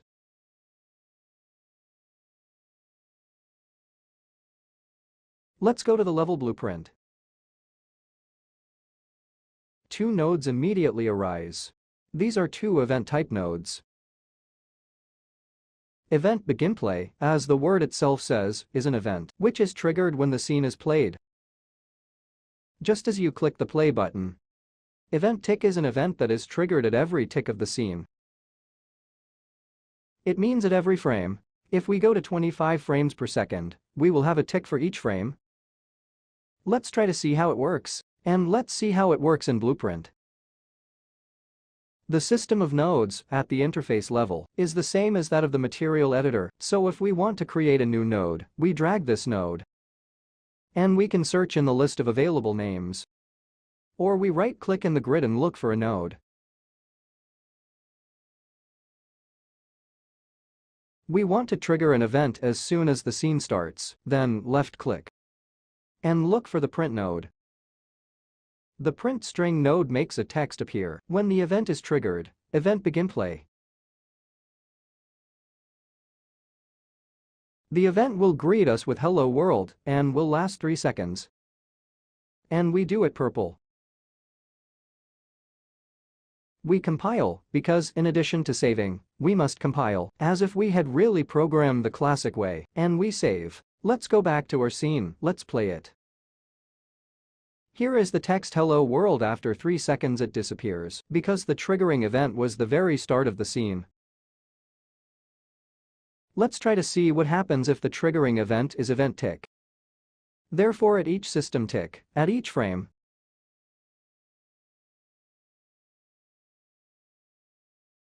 as you see, the system keeps giving us this print string.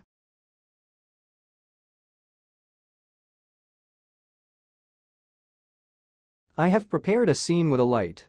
Let's try to control a light with the blueprint system. Let's start with what triggers the event of light. Let's say that by entering the room inside this cube, we want the light to come on. How can we do? Among the various volumes that Unreal makes available to us, we have the trigger volume. I have already entered the scene, as you can see, but we can review the operation. The trigger volume has few parameters, other than the size. We bring it to the stage and climb it, but I've already done it, as you see, the same size as this cube. Let's go and select the light on stage. Let's go back to our blueprint, right-click. Create a reference to point light. We now have a node that refers to point light itself. Let's drag this node and look for set intensity of the light component. Automatically, the system will create this conversion node. But at the moment we don't care. What's going to happen? This node allows us to control the intensity of the light. Let's go instead to create the rule that says that the intensity of the light must be set to 100. Only when the chamber enters this volume. Then we select trigger volume. Let's go back to our blueprint. Right-click and we already see that Unreal helps us with add event for trigger. Collision and select add on actor begin overlap. Bond means nothing more than when the actor, in this case we enter the cube, we intersect with the cube. When this is true, it causes the next set light command to run, which takes the settings and other nodes we have established. So when we cross the volume, this node will be told to set the light intensity to 100. Let's see if it works. We compile, we save, we go back to our scene. The light intensity value is normally set to 0 by the scene. Let's play the scene. Moving inside the cube. And we see that the light comes on. It worked. Now let's say we want the light to go out. Once we get out of the volume, always selecting the volume. Let's go back to the blueprint. Right key. Also in the collision section, add on actor end overlap. That is when the intersection ends. When the actor is no longer inside the trigger volume. We can copy and paste this node. Set the value 0. Set the target always using this node. But the event that will trigger this node will be this. What I expect to see now is that, coming out of the volume, the light goes out. Let's go test.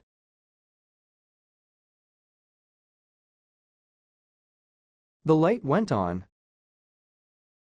On leaving, the light goes out. It was very easy to program this thing.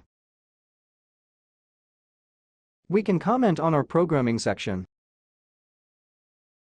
We select the nodes, we press C, and we call it overlap loose.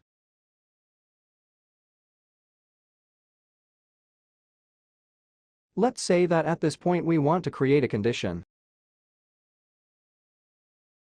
We want to create a kind of switch. Let's say that if we don't go through this geometry first, if we don't go in here first, the lighting system cannot be active. For those who program this is, let's say, elementary. But let's see how to deal with it to use, for the first time, a variable. In programming, any programmer would use an if function. In fact, searching for if among the nodes available in the blueprints, we have branch, which is a condition node. If this condition is true, the exec node will be true. If this condition is false, the false node will be the exec. So, to control the intensity of the light, we must first have gone through here. I have already set a trigger volume here. But let's define the characteristics. Trigger volume. Same thing as before, right-click, add on actor begin overlap. What event should we unleash? What do we need to change as we step into this trigger volume? We need to set the value of this condition, which, at the moment, is here in the node, but we need to create a variable. We call this variable switch. Let's leave it as a type of Boolean variable. But Unreal gives us all kinds of existing variables, and even beyond. Let's compile and set its default value to false. Let's drag it into the blueprint. As you see, we can call it with get. Or create a node where we set the value of the variable with set. On the one hand, we hear the value of the variable based on the event. On the other hand, with get, we go to retrieve the value, which we will need just to determine the condition and the branch node above. So when we go through that volume, the set variable becomes true. In this way, branch's condition is true and we turn on the light.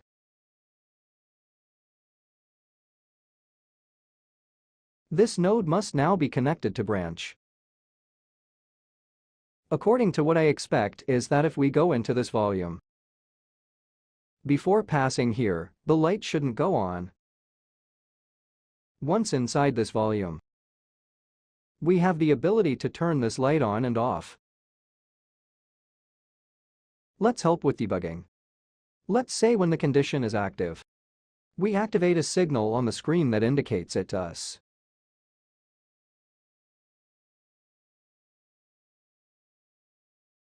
Okay, let's save, compile and go try the scene. We enter the volume and nothing happens. Now let's get into this volume first.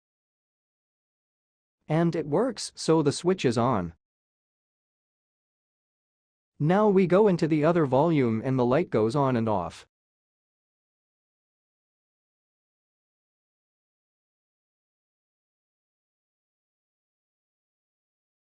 Don't worry if the blueprints seem tough to you at first. By mastering them, however, you will find them very funny. Do not forget that also the example you saw in this lesson. You can find it in the additional resources. We have come to the end of these units. Now you know the Unreal interface, the various modules, and all the tools at your disposal. In the next unit, we will see how to use them to create the final project.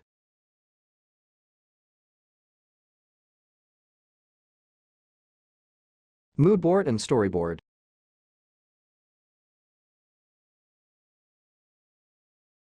In this lesson, I want to show you the moodboard and storyboard that I created for our final project. When I have to carry out a project, I always start with a goal. When Domestika called me to carry out this course, I thought of it as a client and created their logo animation. I think of my projects, even the very short ones, as a story. In fact, in this case I made both a moodboard and a storyboard. Let's start by looking at the moodboard. The idea is to create a room for someone who takes the Domestika course. And I imagine it colorful. And someone who wants to make art. The moodboard defines the colors, defines the scene and the framing, and defines the flavor of our whole project. The moodboard, in this case, is the last scene of the final project, a large one in which we see the whole room and all the objects. With the moodboard in hand, you may already know which objects to start modeling. We will start with the vase. But you can start with any other object. From the cube, from the monitor, from pencils. Now that we have defined the design with the moodboard, let's see the animation through the storyboard.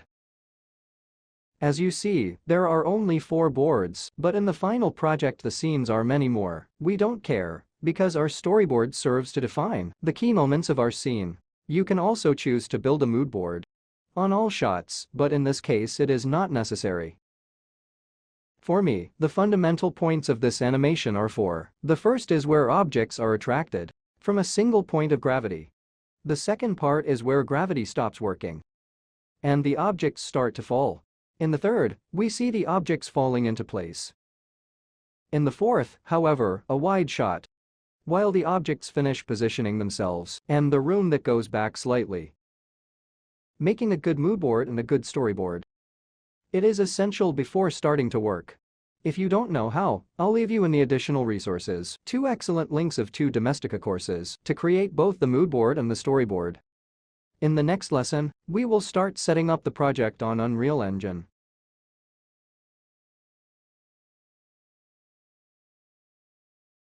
Preparation of the project.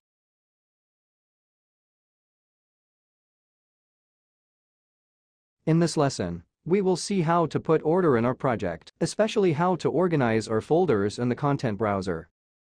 Let's begin. The first piece of advice I give you is to work with order, and, above all, in the content browser. Generally, I make a folder for each type of object, imported or generated. So, in this specific content that you can download from the resources. Let's see how I preferred to divide the content browser.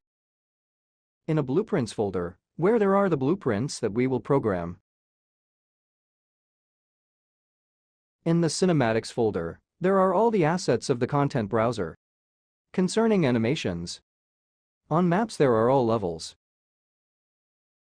It is good thing, for example, in a project like this, where will you go to model and then insert that object in the main layer? Or where you will go to create the materials, create temporary levels in which to work. Egg. You can see in the project that I created modeling room. A level with basic characteristics, a sky and a floor, where to start modeling objects. After that, these will be generated in the generated folder. And from there we will sort them in the specific folder. So, make a map for each part of the processing. It is not a bad method. I find it useful for tidying up and not creating confusion. For example, in the level you are working on, have all those templates or get them and delete them. Because maybe the lighting system you use, it is not effective for modeling. Therefore, creating a layer, for example for modeling, is not a bad idea. Then, it is a good idea to create a folder with the materials, divide it in turn into the master materials of the master materials, and all instances. Each time we go to generate a new material, we will first choose which master material is most suitable.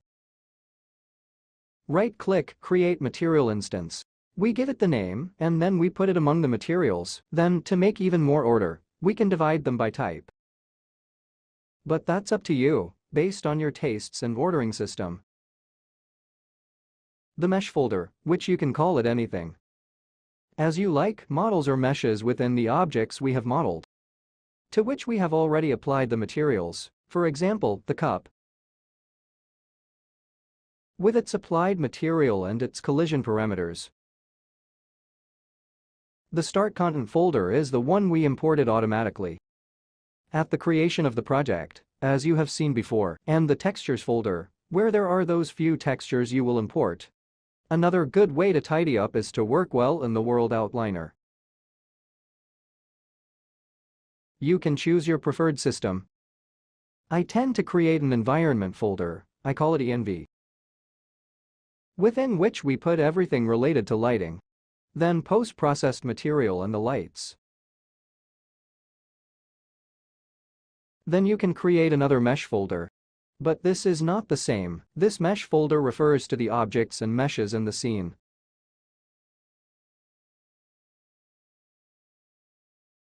Creating good folders really allows us to have order, because we may have projects with a lot of things within the level, and leaving them scattered in the World Outliner could generate a lot of problems. You can also create subfolders. So maybe we are interested in keeping the whole structure separate, compared to the contain objects to create even more order. In the World Outliner, you can enable and disable the display of an object via this eye icon on the left. But it is important to remember that this only works in Editor. The moment you run the render, actually, this object will be present in the render. The only real option to trust to make an object disappear from the render is in the Details in the Rendering tab visible. Another thing that can help us a lot in editing the scene. It's about layers. To display the layer management window, just go to Window, Layers. They work with the logic of any other software.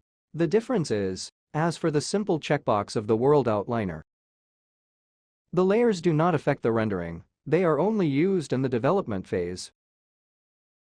Let's see how they work and what they are for. We could create, for example, levels that refer to the left wall and the left sphere, and we can put them inside a level. So, we select them. Let's go to the Layers window, right-click, and we can create an empty layer or say Add Selected Actor to New Layer. The objects I have selected will be part of this layer, which we call left. We do the same thing with the right objects.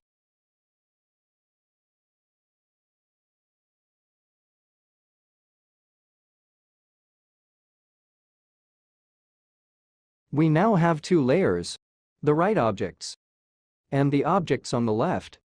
I repeat, this does not affect the final render. It doesn't matter which time you run the render, are enabled or disabled. Remember that all the resources I show you during the lessons, you can find them in the final project that I will leave you at the end of the course. In the next lesson, I'll show you how to create your first master material in order to create all the materials for the various objects on stage.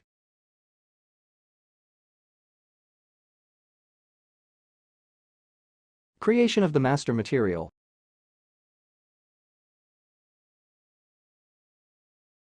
In this lesson we will create our first master material, which will be the basis for all the materials that we will then add to all objects on stage. Let's begin. The master material is a material with particular characteristics that we are going to define and that we can then duplicate without having to redo or reprogram every time, and of which we choose which parameters can be customizable. The first example I can give is that of color. Create a material that has certain characteristics once and then duplicate it, and simply choose a different color each time to apply. Right-click in the content browser. Material. Let's call it master material. Simple, let's not define what kind of material. Double-click. Now the classic interface of the material editor is presented that we have seen in previous lessons.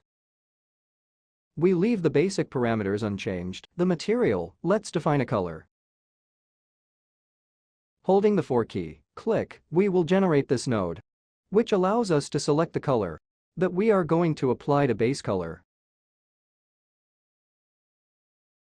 As you can see, I've already done it, but some advice I can give you is to create yourself based on the color palette of the mood board, your palette within this section. It's very simple, just select a color and then drag it into a new theme. Thanks to this arrow, you can create a new one. We can enable it and fill it with new colors.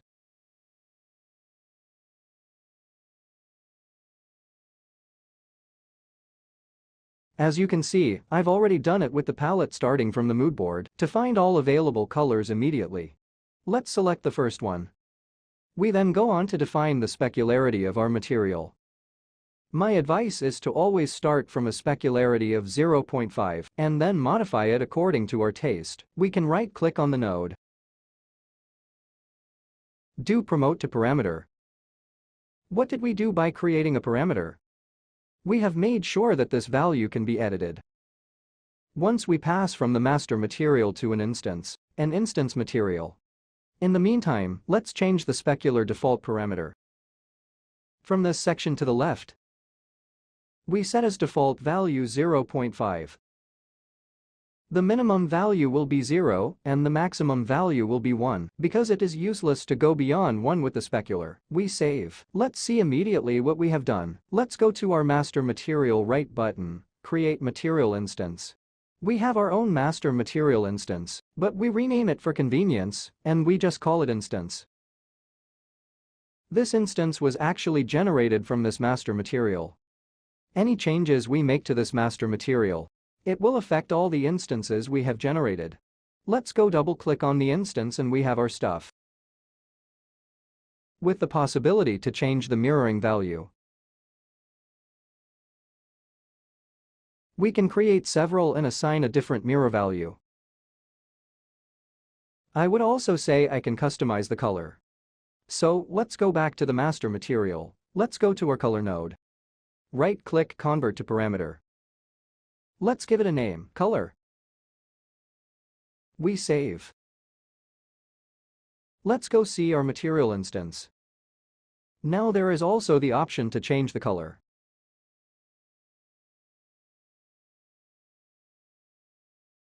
Let's do some order, because in the parameter groups they are randomly placed with default values.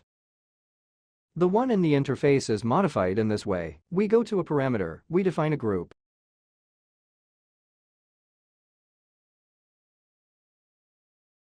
We go to specular. We also insert the specular in the basic parameters. We save. Let's go and see our instance. And now we have created a nice tab, a nice paragraph of basic parameter.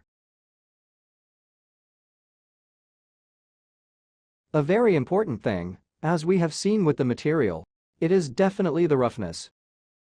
For this project, we will use only one texture to move the roughness a bit. Plastic base 01. We don't connect it directly to roughness because we want to make sure that this is controllable in the sense that it can be varied according to the material we create. L key on the keyboard. Let's create a linear interpolation. We connect this to roughness. And then we convert both the value of A of the lerp into parameters of linear interpolation, both the value of B. These will indicate one the minimum value of the roughness and the other the maximum value of roughness. We connect roughness with linear interpolation. We can't connect to RGB because only one channel goes into the alpha inputs. Let's start by converting this texture to a parameter, because maybe we can change it to another material.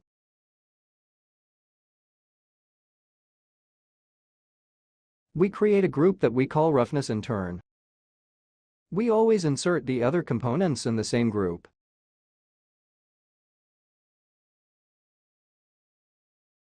I recommend that you always set the minimum value of roughness to 0.3 by default and the maximum value to 1. Let's see what happened. Let's save.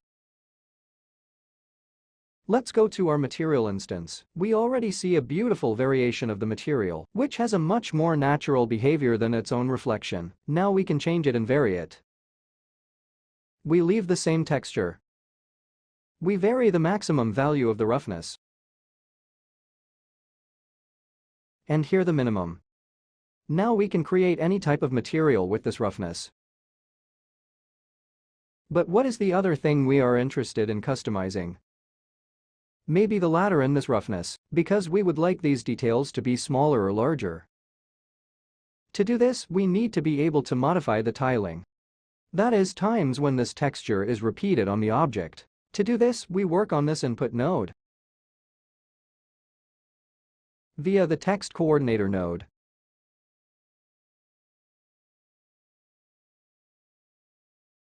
The tiling value has 1 and 1, it repeats once. To better understand what we are doing, for a moment I'll apply our roughness to the base color. Or, another very useful thing. Right-click on the node, Start Preview node. So we see in the preview on the left only the result of this node. If we repeat the texture twice, we see that it becomes smaller. Let's repeat 10 times, let's exaggerate. We see that the texture is repeated many times.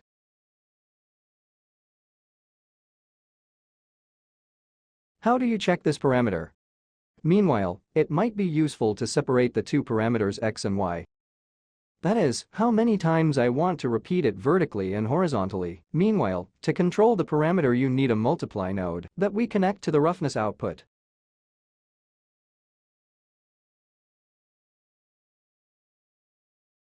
Let's create a parameter for the a value of the multiply node. And let's see what we've done.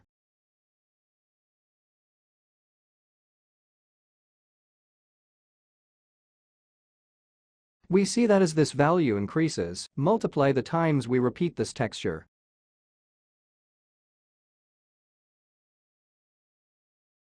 For now, let's try to control the x and y scales separately. At this point we need to add an append node.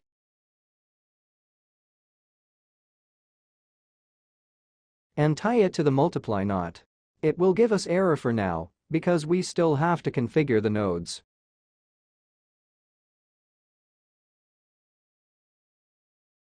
We're going to call him xTile and yTile. By default, I'd say 1 for both of them. Let's create a group. Texture tile.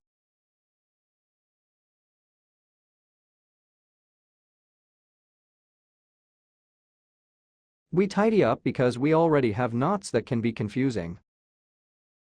As with the blueprints, we can comment on our node groups. We select C button tile.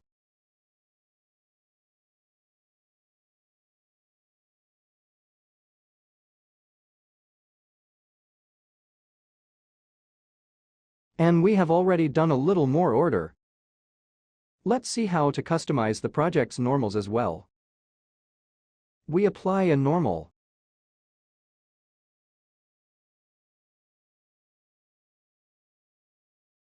We introduce the concept of switch. That is, we do not want all our materials to have normals, so we need to make sure to enable or disable this node to our liking. To do this, the switch node comes towards us.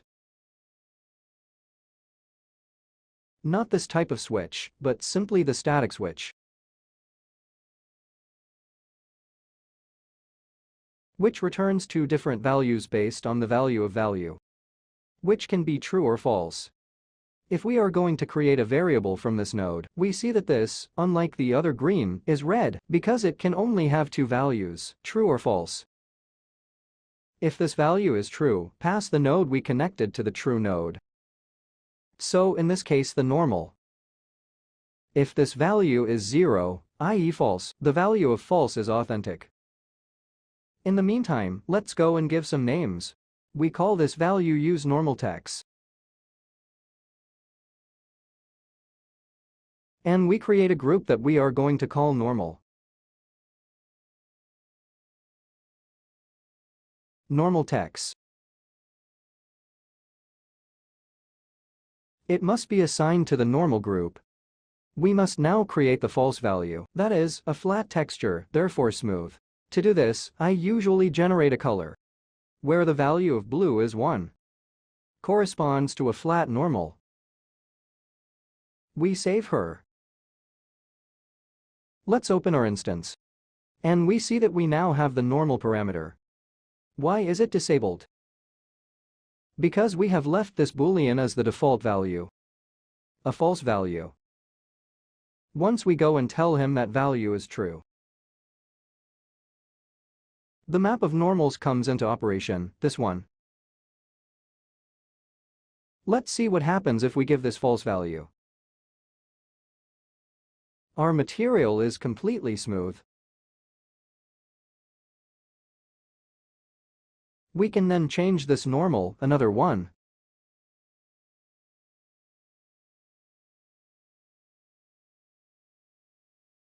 There is only one thing left to do, that is to make sure that the normal can scale according to tile's parameters. We connect the multiply node of the tile. At the UV entrance node of the normals, we save. Let's see that the value of the normals also changes. If we go to change the value of the tiles,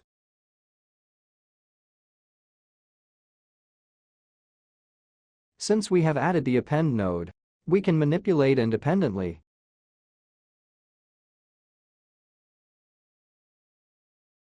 We now have our master material working, with everything we need to create all the materials for our project.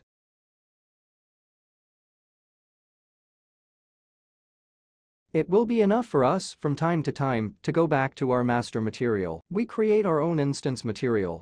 We apply it to the object, and let's change the parameters that interest us.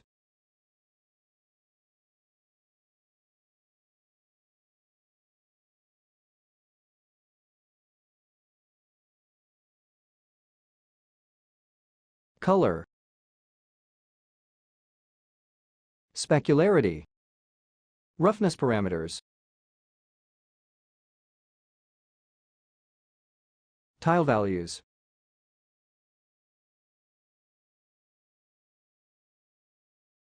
and, in case we are interested, the normal ones.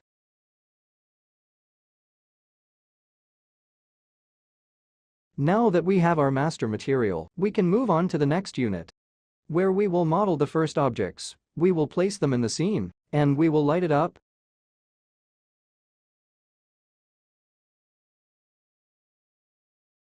Model the flower pot.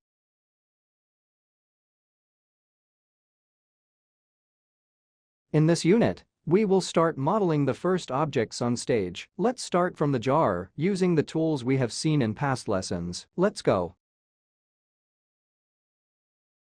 Let's start modeling our first object now, especially the vase that we have already seen in the mood board on the right.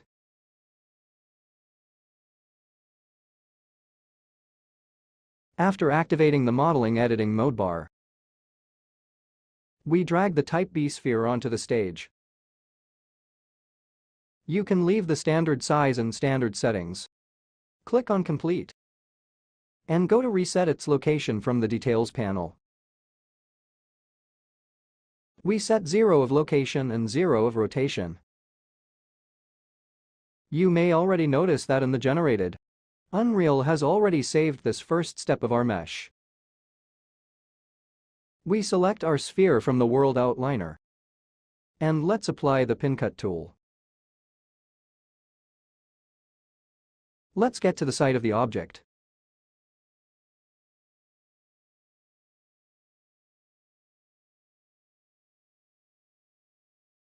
Let's say that a cut of this type can be fine.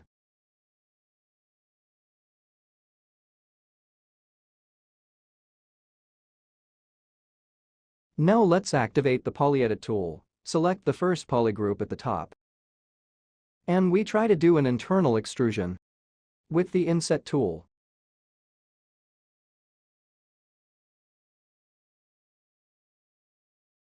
Then we select the other polygroup that has just been created. And we are going to extrude it upwards.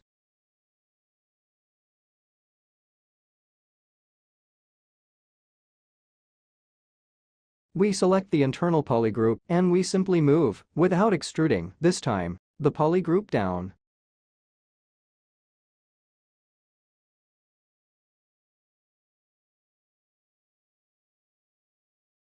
Let's say our vase is almost done. To help us visualize, we can already start applying a material.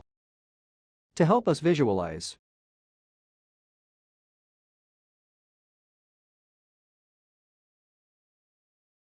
remember to save often with Ctrl+S or Ctrl+Shift+S. Now we can move on to modeling the flowers that will be inside the jar. Starting from the stem, we will use a cylinder.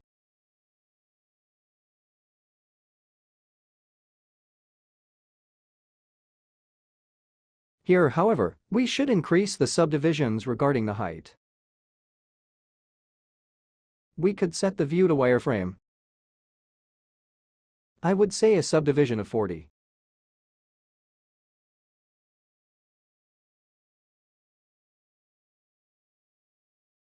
Let's go back to the normal view and reapply the cylinder, which now has the subdivision on 40. And we set it.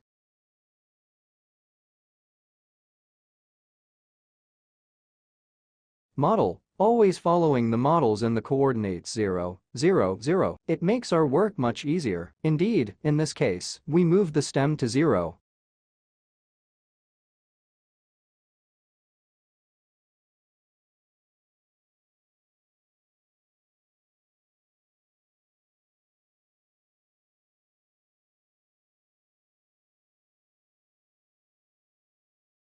We can use such a sphere again.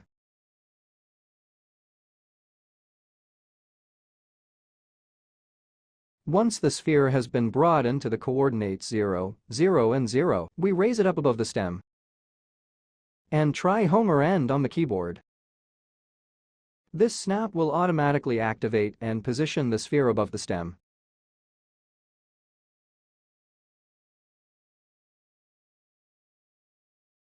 Let's go and climb it.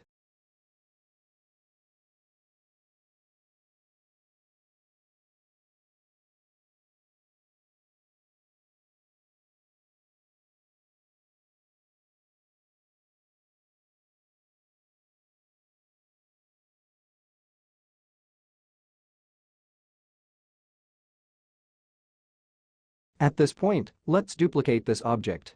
We can do it directly from the viewport, holding down the Alt key and dragging the object along an axis.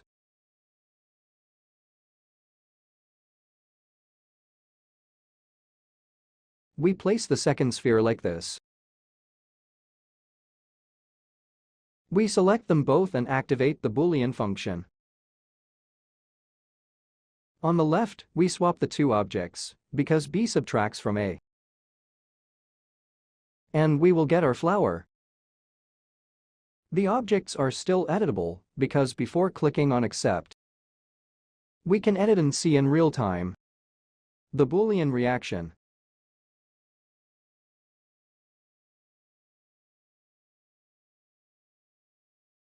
We apply and we have our flower.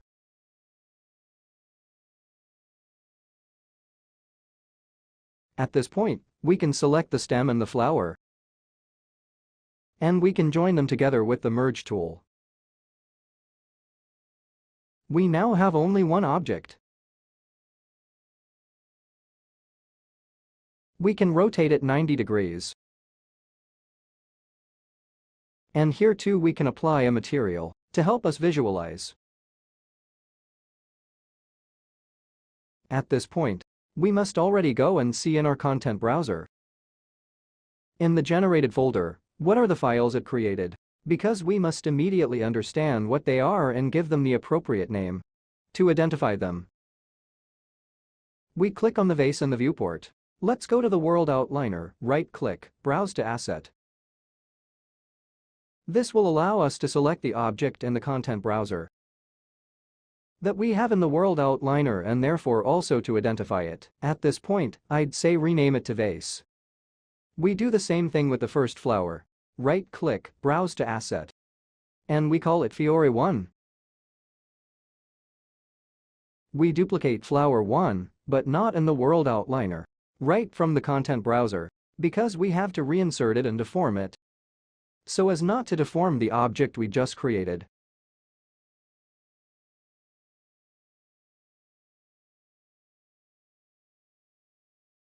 A good thing to do is to change the pivot.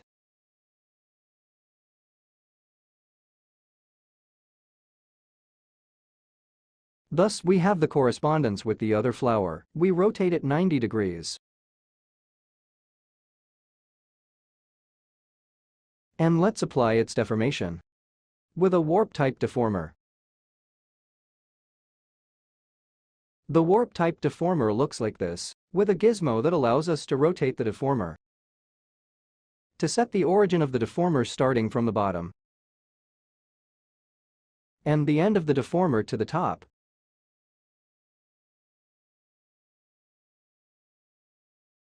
This other handle, on the other hand, controls the intensity of the deformer. With each change of this handle, the corresponding parameter in the option section will vary.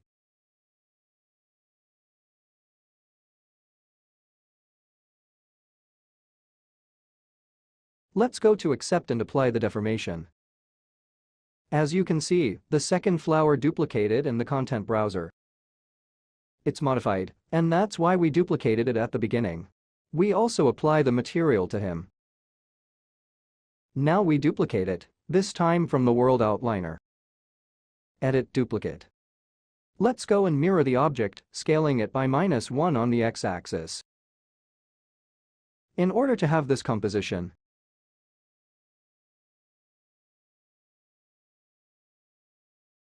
now we can do this. Select these three objects and click Merge again. We can already apply the name. Accept and let's look in our generated folder.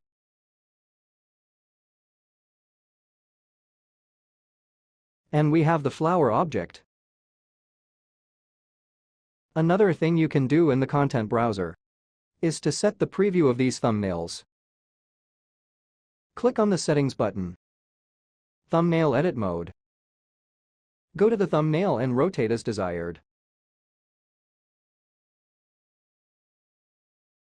At this point, we can save everything.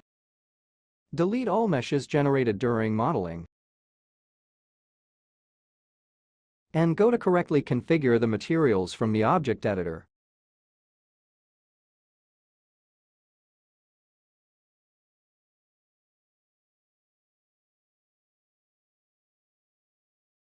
Now, once the default materials have been set correctly, and once you have given the correct name to the files, you can remove them from the temporary generated folder and move them to mesh.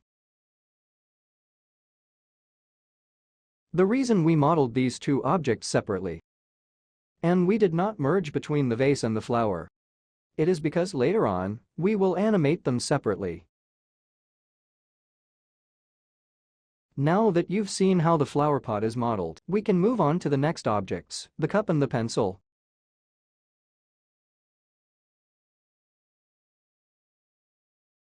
Modeling the cup and pencil.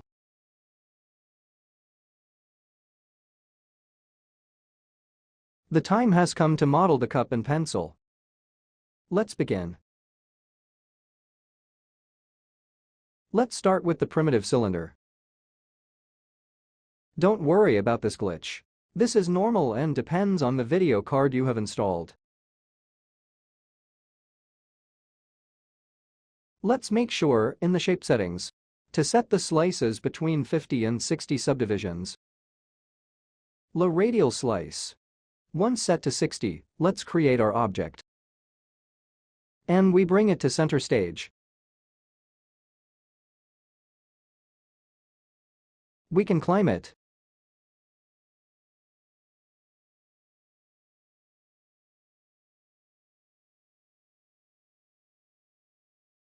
And now let's go create the rubber.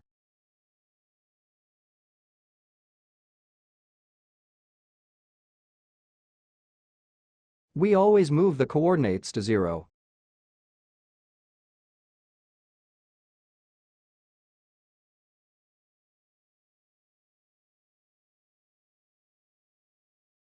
To obtain a geometrically correct result, we can change the pivot of the cylinder, placing it on top.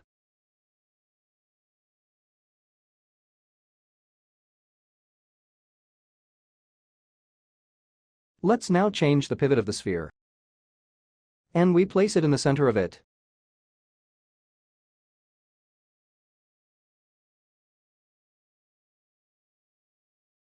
We take the sphere, we relate it to the cylinder, and we set its local coordinates, therefore with respect to the cylinder, to 0.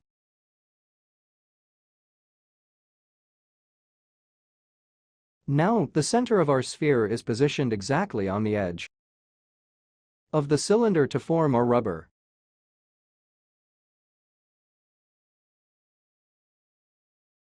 We can change the view, position ourselves on a more suitable view for the next operation, and we cut the part of the sphere that we do not need. Then we will use our pin cut.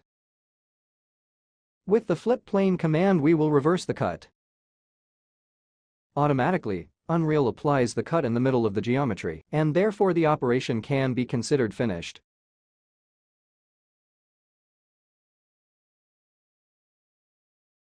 With the pivot positioned correctly, we can decide that this gum is not exactly round, but it is elliptical. Now let's build the base of our pencil.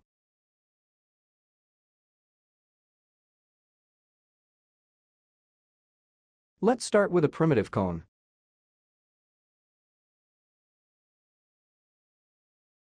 We set it like the other two objects. We set its coordinates to 0. We rotate it 180 degrees. And we bring it closer to our geometry. We position ourselves on a more appropriate view. Let's match these two geometries.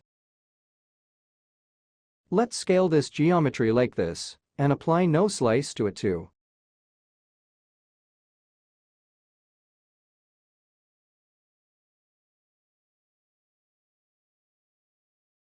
I would say this way.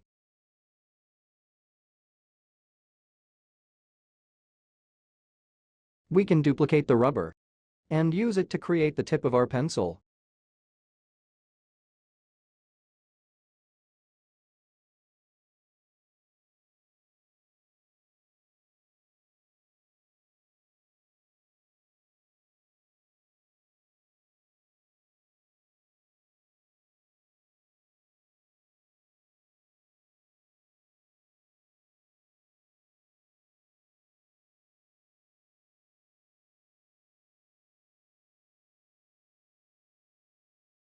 Now let's select all the features in the scene and apply the merge command.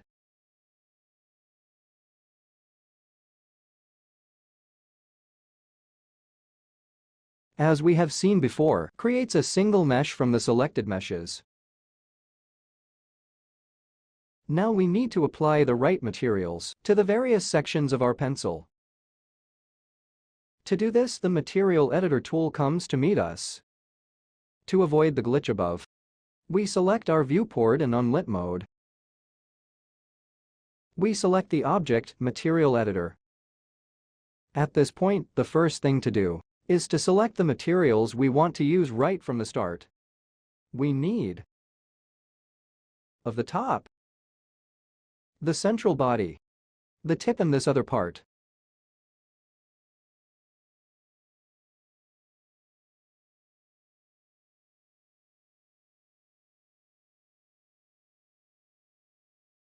Let's add a material by clicking on the plus icon. Let's go and choose another material.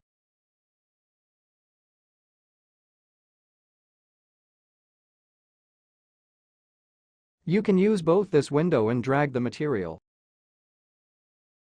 from our content browser, which is perhaps the most convenient way.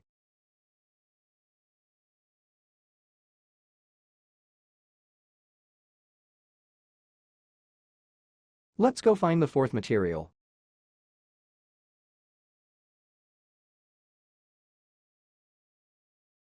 First, let's say we will use this material for the central body. First, we need to say what material we are applying. Select Material 0.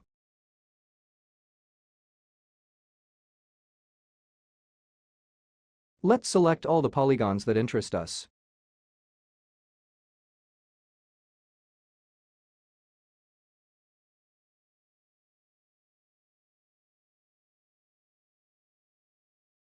When we are sure the selection is right, click on Assign Selected Material. Let's go set up the second material. Then we select one selected material.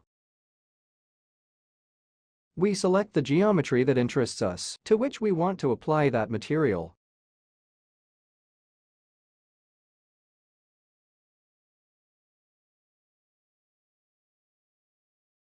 We need to reduce the width of our brush a little. Otherwise we cannot select the geometries that interest us.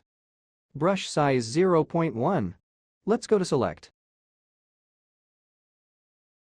With Shift we go to deselect the polygons. And now we can assign this material as well.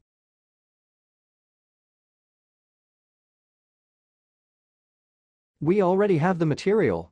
We select the polygons that interest us.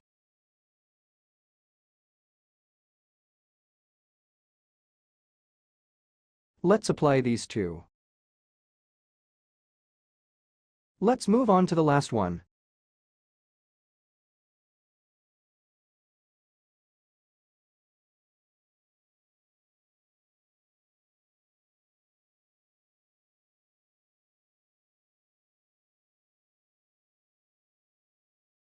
Double-check that the selected polygons are only the ones you want to apply the material to. Accept to confirm our operation. I would say that we are there. What happened? Let's look in the generated folder. As you can see, there are the usual temporary files that we can safely delete. Let's go open the geometry we created. Unreal has done nothing but create a single geometry. So he created 4 material slots assigned to the polygon selection we have chosen. We can change them at will, and they will only change in the polygon selection we have chosen. Now, we just have to change, as usual, the name of the geometry. Delete temporary objects. And move our object to the mesh folder. There we will find it to reuse it in all the scenes in which we need it. At any time, we can take our pencil object, bring it on stage, and that's it.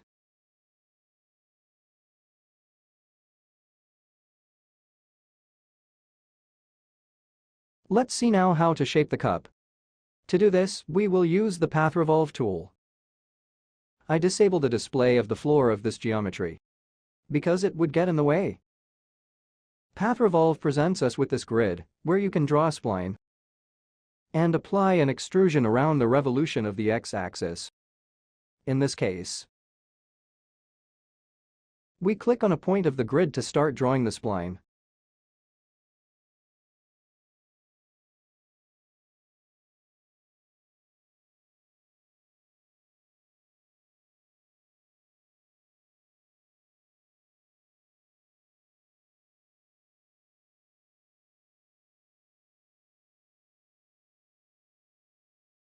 At this point, before clicking on Accept, we can optimize our spline before actually making the geometry no longer editable. We can also select points with multiple selections. This gizmo will appear, which will then allow us to move it. In this case, I would say to increase the steps of this extrusion to avoid this jagged geometry and make something softer.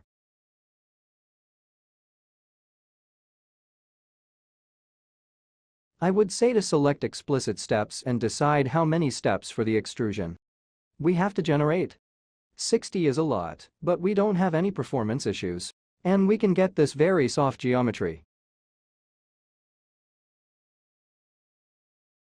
We click on accept and we have the first part of our cup. Now let's go create the handle. Let's start with the primitive torus. We decrease the size. We increase the subdivisions to create a softer geometry.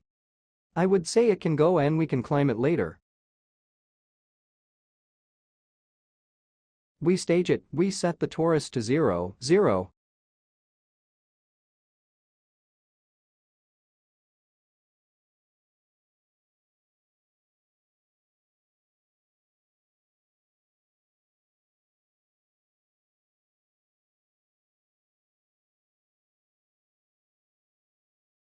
There is a problem because the torus center.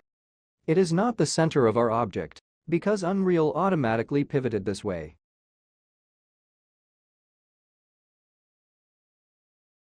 We also reset the rotations and we go to modify that parameter to be able to insert the geometry in the most suitable way.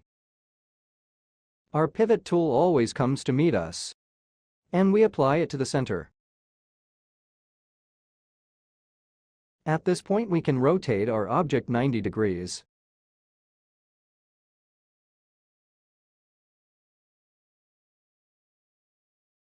We set the other rotations to 0.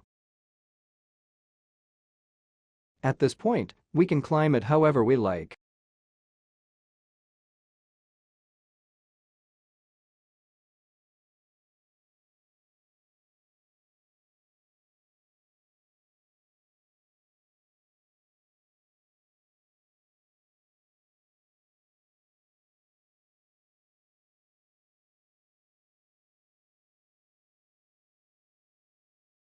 And, even in this case, we can cut it with the slice command.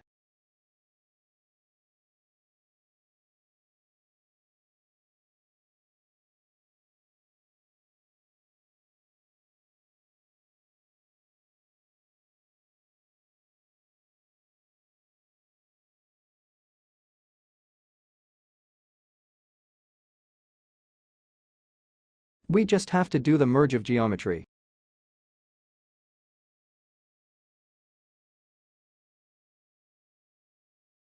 Apply a material.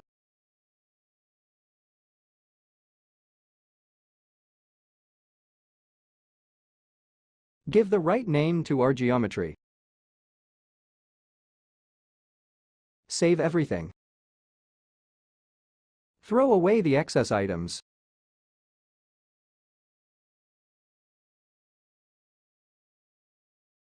And save the cup in our mesh folder.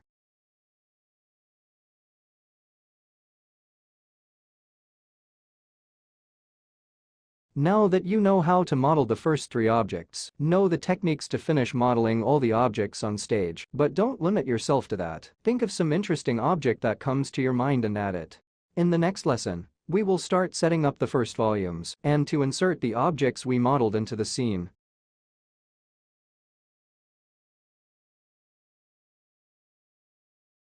Insert the objects into the scene. The time has come to start putting our objects on stage and give life to our project. Let's begin. Now we are going to create our level. And we will insert the objects we have modeled inside. The ones we are going to recover from the starter content we installed. Let's create a new level. Right-click in the content browser. I recommend in the right folder. Level. Let's assign a name to the layer. We haven't entered the level yet, because we have to double-click. It asks us to save the current level. In this way, as we saw a few lessons ago, let's create a completely empty layer. Always remember to refer to the mood board and the storyboard. We need a uniform background, which is not affected by the lighting of the scene. Let's just take advantage of a particular object, which is found in the starter content that Unreal offers us already made and preset. In the Search tab, type Sky. The object that interests us is Skybox. Double-click on the object to go and analyze it. Skybox is a huge sphere with a very large diameter, which has the normal reversed, that is, the visible face is the internal one. Because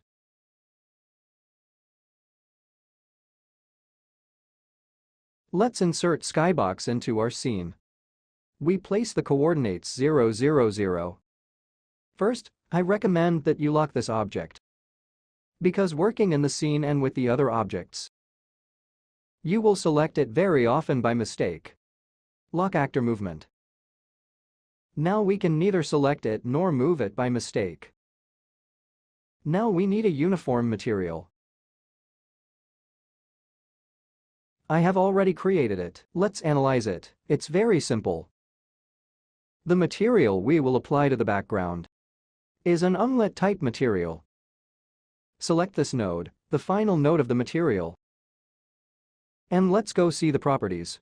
Surface type, opaque, but the shading model, unlike the usual which is lit, in this case it will be unlit. It means that it will not be affected by lighting and shadows. It will have a constant color and will not be affected by lights or shadows, nor any other rendering effect. The channels that remain exposed in this case, they are only emissive color, world position offset, and pixel depth offset. We are interested in emissive color.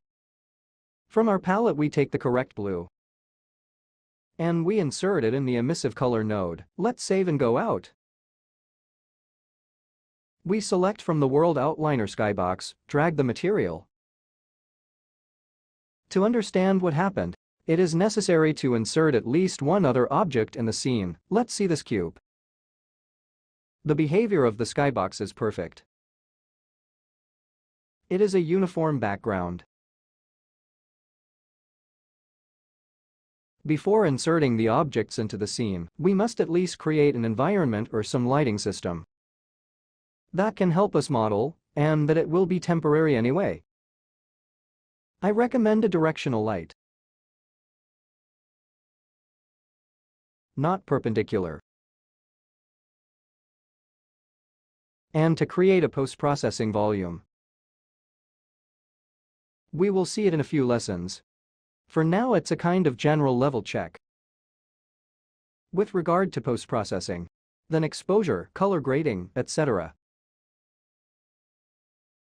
We insert the directional light and the post-processing volume in a new folder that we will call env-temp. Because it will be a temporary lighting that we only need for modeling, it is important that the post-processing volume is set with the value of infinite extend. It means that it affects the whole scene, and not just inside the volume. We are going to modify a single parameter which is precisely that of exposure.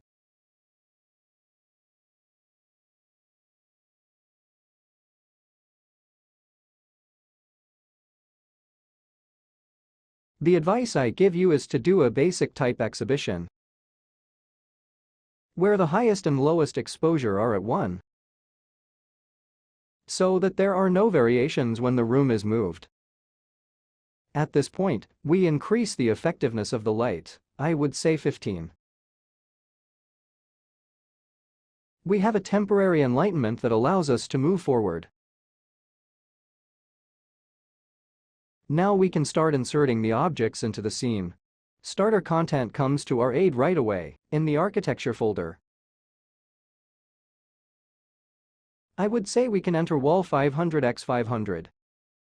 We move the center as coordinates, that is 0, 0, 0. And we rotate it 90 degrees, so that it becomes our floor. Then, I would say that as a window we can use wall window. We also rotate 40 degrees. and we move it to the coordinates 0, 0, 0. We can both make the two geometries interpenetrate that with a snap, as you will remember from previous lessons, by selecting the central dot. Let's make the object slide on its pivot relative to the surface of the other object. And then, by hand, we go to position it correctly.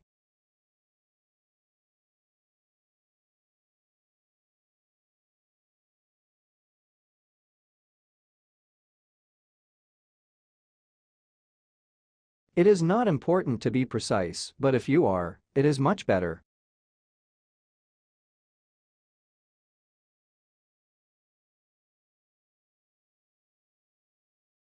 We also duplicate the floor to make our wall.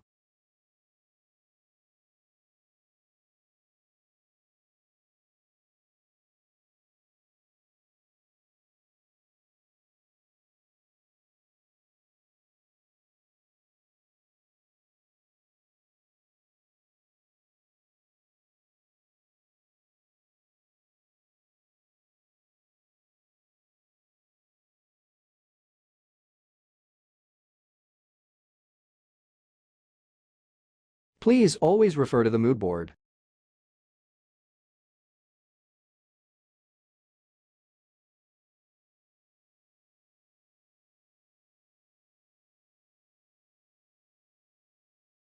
Let's start adding some material. It helps us not to get confused.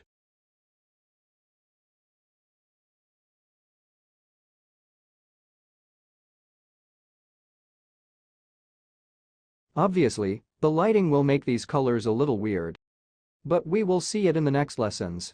But this already gives us an idea, at least it helps us not to create confusion, since if it's all white you can't get your bearings. In addition to the material that we find in the starter content, in addition to those that we have generated, the meshes we modeled, like the vase we saw together. We can also start from geometries and bases that Unreal offers us as the cube to make the skirting board.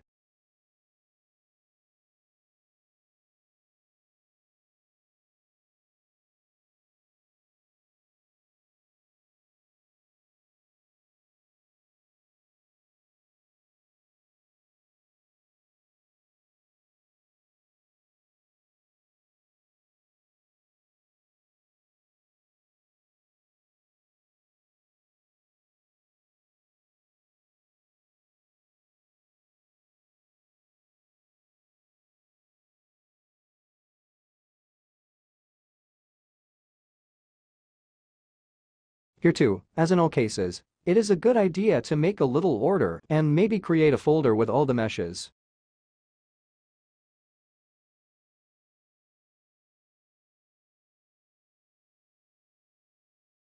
The skybox is the only one that is not temporary, and put it in the env folder. By order, we can still rename all objects. We can group them, relate them, create subfolders. For example, these two cubes we could call them skirting 1 and baseboard 2. Create a folder.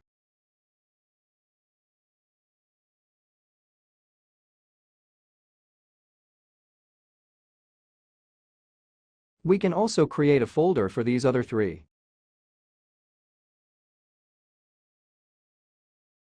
So everything is more orderly. Remember to save often and remember to do it with Save All, or with the shortcut Ctrl plus Shift plus S. We can start inserting the objects we have modeled. So, let's start by entering the table.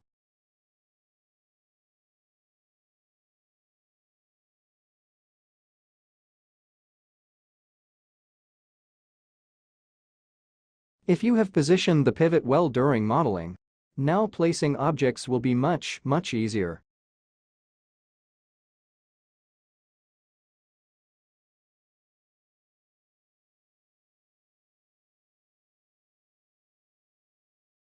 As you can see, the positioning will be really immediate when the pivot is thought out in the right way.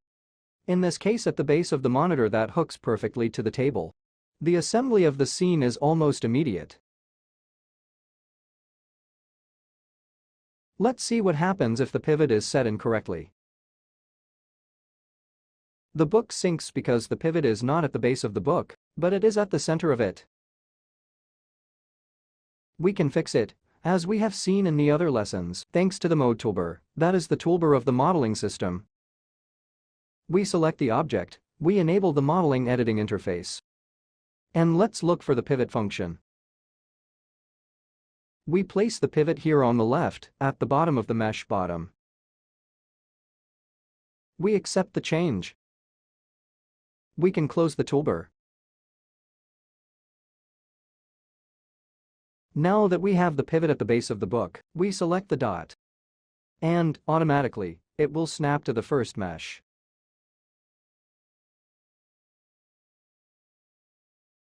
As you can see, assembling the scene on Unreal is a lot of fun.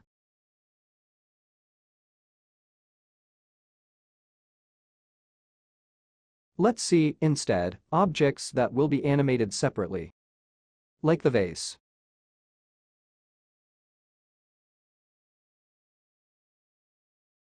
The vase is made up of the actual vase and the two modeled flowers. We take the first flower, we make it the child of the vase. We set the relative coordinates to 0, also the rotation, and this will position itself perfectly in the center of the pot. Let's take the other flower. We do the same thing, we always relate it to the vase. Let's set its coordinates and rotation to 0. And then we duplicate it. Paying attention to apply a scale on the z-axis of -1. In order to have it mirrored.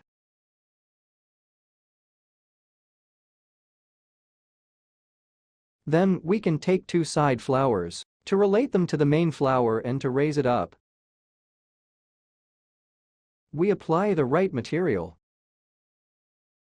We can do it directly from the viewport, which is very convenient. Why did we do this?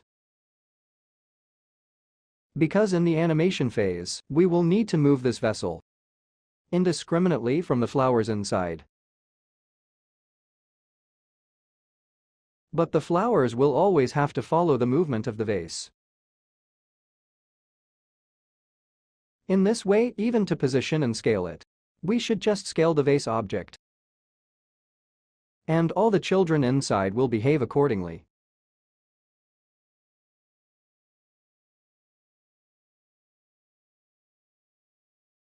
Unfortunately, working with stairs and the internal modeling system, it is quite complicated and almost not worth it.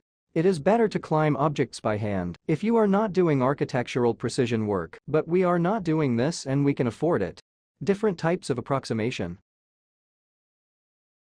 You can have fun assembling the scene and applying the changes you want.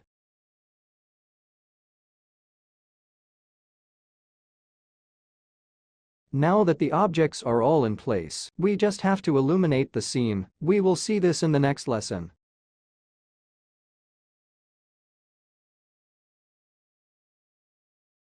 Illumination of the scene.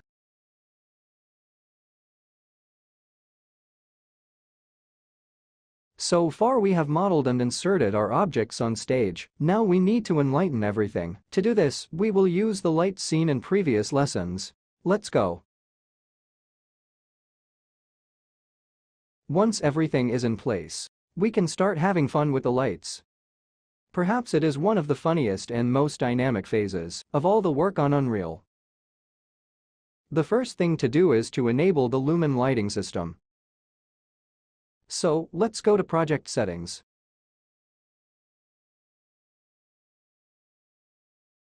Inside the Rendering tab, let's look for Global Illumination.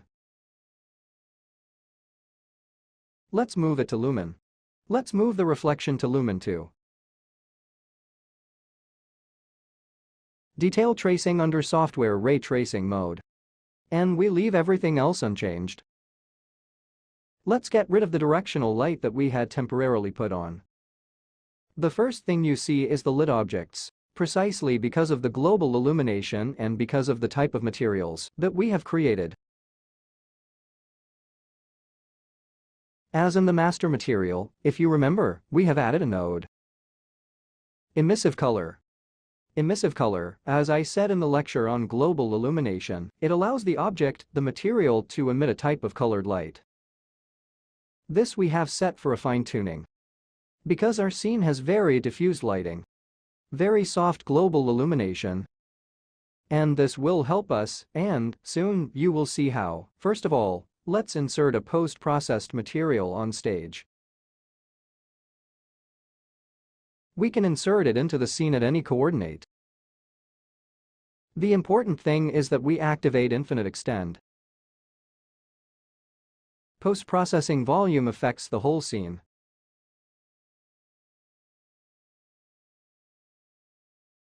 In the exposure section, we set the exposure to basic.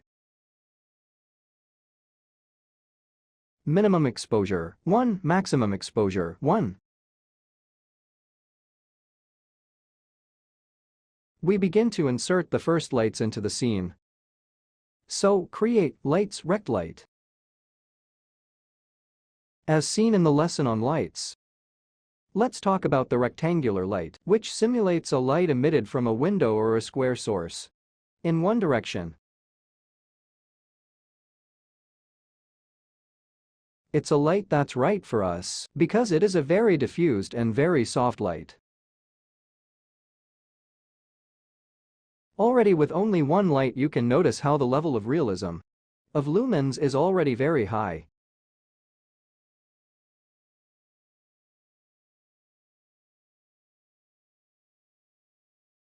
Let's set up a central light that occupies the entire wall on this side. Let's say the magnitude of this light.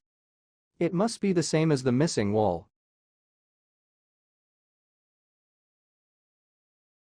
Let's duplicate it. We rotate it 90 degrees. And we are going to place it right above our scene.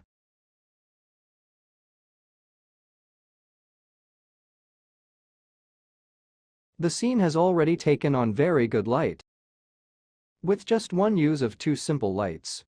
This is absolutely the lumen that allows this type of rendering.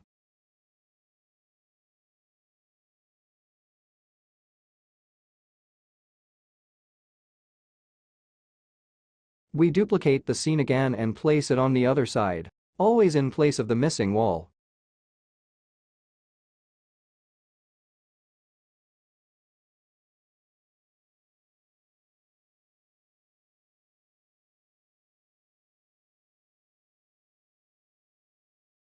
We are already very close to the desired result, simply with 3 lights in the field. We can then decide which is the main light. Maybe to go and adjust the brightness and intensity of the light a bit.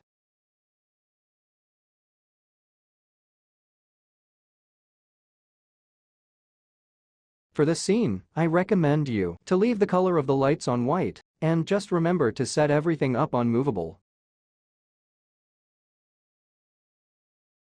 We duplicate the light on the right, take it out the window.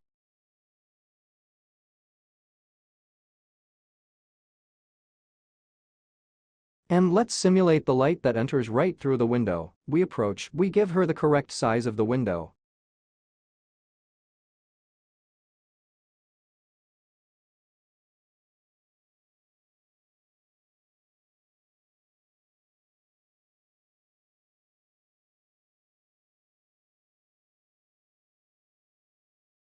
Let's go inside to see the result.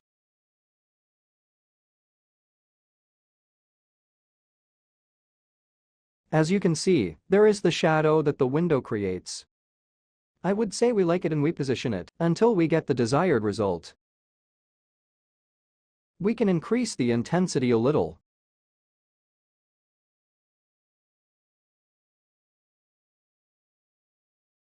I would say that is a generic lighting setting.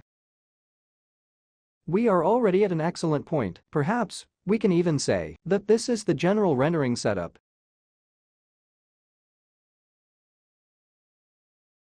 We just have to do some fine-tuning. For example, we can still add other lights to dynamically move some parts of the scene, such as this one on the coin op.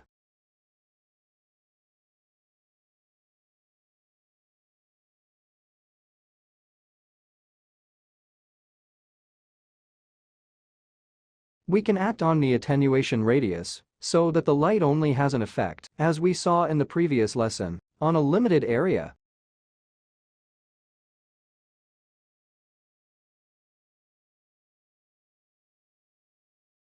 We can lower the intensity.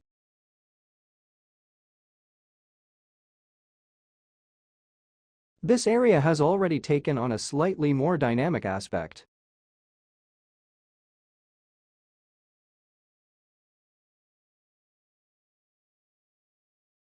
Let's go to further lower the intensity. To turn the light on and off, my advice is to use the effects world function to see the difference. Here if then, there is no real lighting technique. Here it goes a little to taste and sensitivity, and how you imagine the illuminated scene from the start. As our rendering is not photorealistic, with photorealistic subjects, we can have a lot more fun with lights. Let's see how to add a detail to the graphics tablet, just by painting thanks to the use of lights. Let's put a point light on stage. Let's place it right above the graphics tablet. The intensity must be reduced by a lot, even to a value of 0.05. And a radius which is the bare minimum to touch the tablet. And then we go to intervene on the source radius and on the source length. We rotate it 90 degrees. And let's create a reflection detail on the tablet.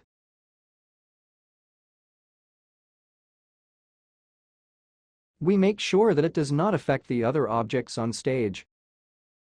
Let's disable the shadow cast for this light. And we added a detail to our scene.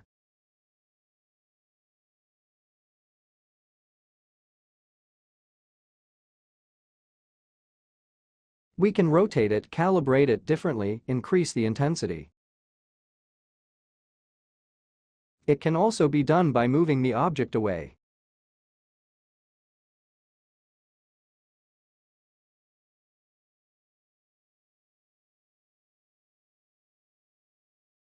A piece of advice that I leave you before closing this lesson is to experiment and remind you that we, in our materials, we have added an emissive power channel, which allows us to control the intensity of the color a little, thanks to global illumination. By increasing it by 1, it even becomes bright. With 0.3 we make it much more alive than when it is completely off. Even a value of 0.1 is enough. The behavior is different from that obtained by lightening the color. The result is a much brighter and more dynamic shader.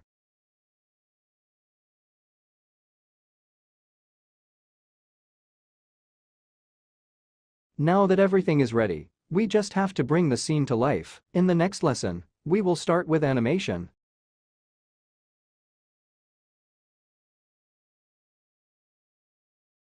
Creation of gravity dynamics.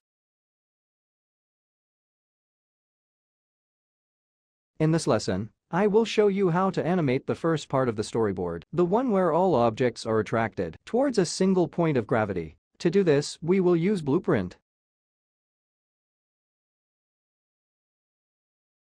To explain how I made this system, I will proceed in a different way than in the other lessons. That is, I will want to see what I have already achieved, explaining to you step by step and not starting from scratch and making it together. Probably, for this lesson this system is more suitable. The prototype of this animation, I made it in a scene that you can find in the final project and that you can download from the site. You can find it in the layer and maps. Gravity. Let's see what happens when we play the scene. These objects that are part of a blueprint class, they are attracted to this point. But between them and that point there is a sphere, which has a transparent material and has active collisions. Then they collide in that sphere and get stuck there. In reality, they don't get stuck, they just keep slipping. And to rotate around that sphere, the collision system, and how to get exactly the animation we want. We will see it in the next lesson. Now let's focus on how to create this dynamic. There are two blueprints that we need to create to make this work. You can find them in the final scene and download from the course resources. And then find them in the Blueprints folder. They are Blueprint Gravity Object and Blueprint Gravity Point. The Blueprint Gravity Object is the object class, which is attracted to this point. Let's go see what exactly I'm talking about. To create a blueprint class, just click on the right Blueprints button. We are just going to create an actor.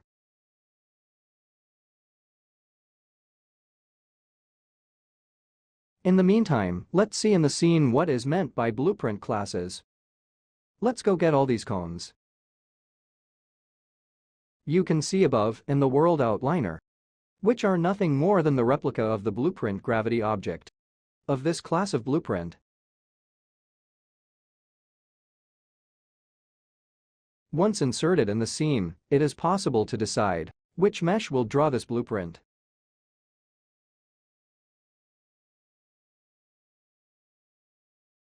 So all these objects are children of a single blueprint class. So if I went to change the properties of this class, they would change for everyone. But I made sure they diversified.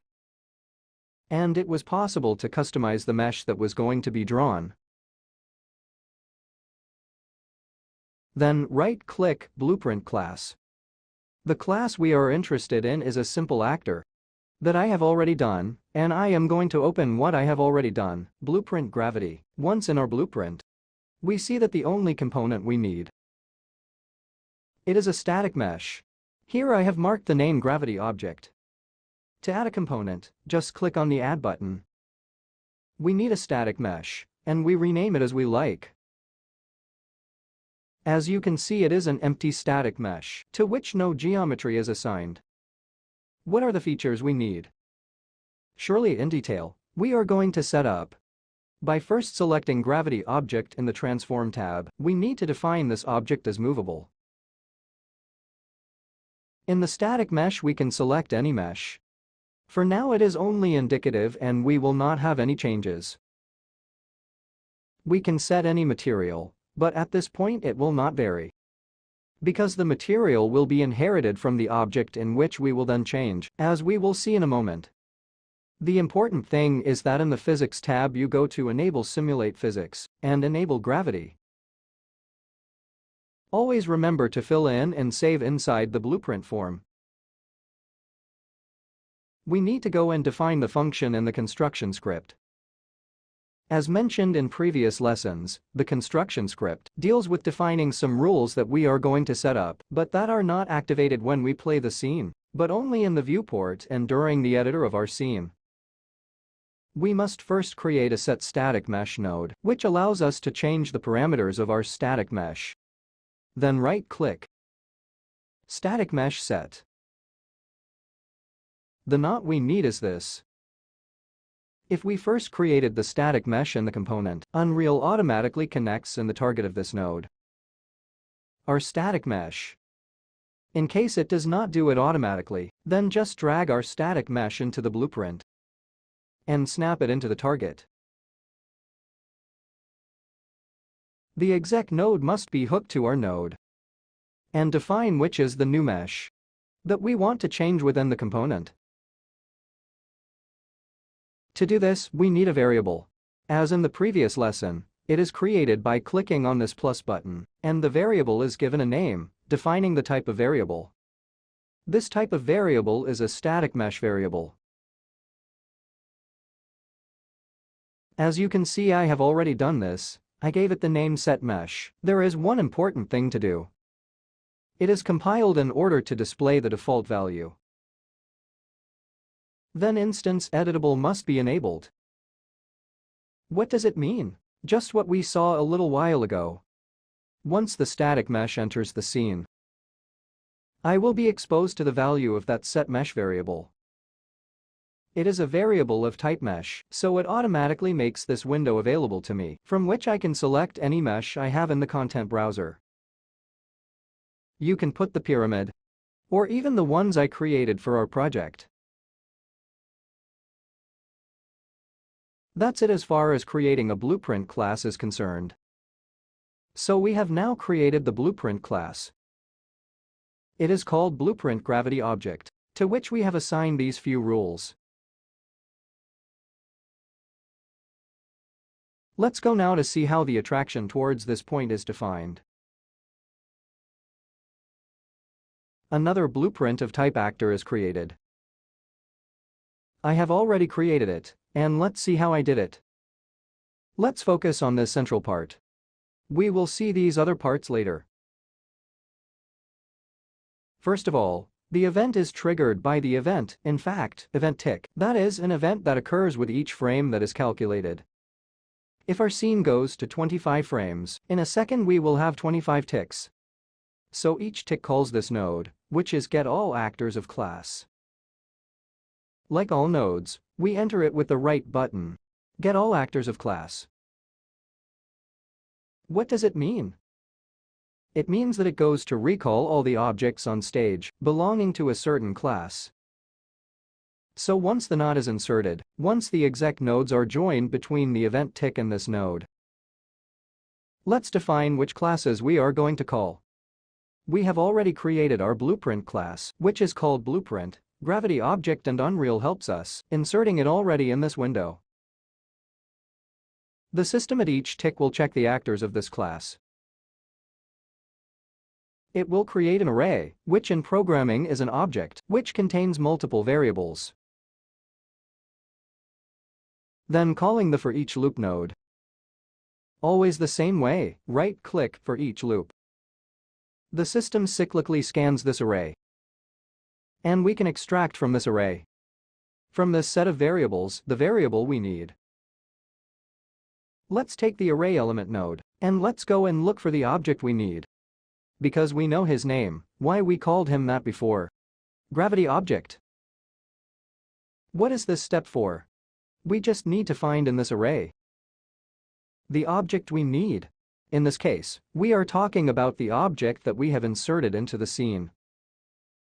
And here we are already well underway because we have already extracted a very important information, that is our object. From here we can determine all the characteristics of this object. For example, where it is at the moment. It is important that you explain what the idea is before going on and what we're going to do. To make objects move, this node comes in handy. Physics linear velocity set. What does it mean? It means that we can define the speed with which an object moves along a vector. What is a vector? Let's imagine a vector, in our case, as a line starting from the center of an object and goes in one direction. In our case, what do we want to do? We want to determine a vector that goes from our center of the object to the center of the object it attracts. So we need to know the position of our object and the location of the gravity point. At this point we can draw a vector. To have a vector we need the x, y and z coordinates, which determine the direction. Unreal comes to our aid with several functions. First, we need to know the place of origin of the gravity object. The getWorldLocation node comes to meet us. We can always call the same getWorldLocation node. We attach the node to the target node, our object. At this point, we will have the position value. Let's duplicate this node. And let's determine the position of our sphere. What do we mean by sphere? A sphere that we have already inserted as a component in this actor, which is then the center of the gravity point.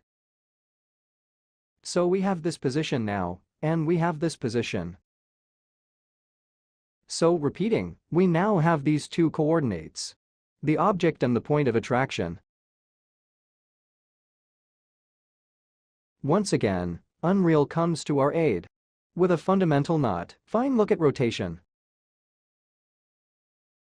Fine look at rotation is called up in the same way. What does it mean? This node to which we will apply a start the get world location value of our gravity object and target the center of our sphere. Another important thing is to recognize values that are passed between the nodes by color. Yellow are vectors. As you can see, vectors have three values x, y and z. So back to the find look at rotation, we will result in the exact rotation, which will point from object A to object B. At this point, with get forward vector, we are going to draw and define the vector. So at this point, once we have the two objects, and once we have the rotation of this axis, we can create this vector with get forward vector. It is given to us thanks to the rotation information. At this point we could already connect the node of this vector to the set physics linear velocity node. I repeat that the set physics linear velocity, it is that knot that allows us to have a constant speed in the direction of this vector. So we could link it. To multiply this value, we can drag the outgoing node from the get forward vector and multiply it with the multiply operator. But we need to change this input from vector to float. Then right-click, convert pin float. As I have already done, it is then necessary to create a variable of type float, which we will call power attraction and which we will make editable. Let's join them, save and go see what I'm talking about. Once this actor is selected, we will have exposed the value of power attraction. What changes? Change the speed, the value with which the linear velocity node manages the speed of movement of this object. Here I set it to 600, we can see at what speed they are attracted, with a multiplication of 600.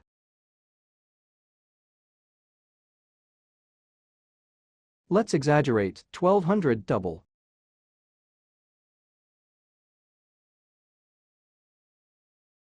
Animation is much faster.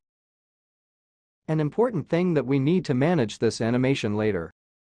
It is still being able to not start it as soon as we press on play, but define a key that allows us to play and to activate this function.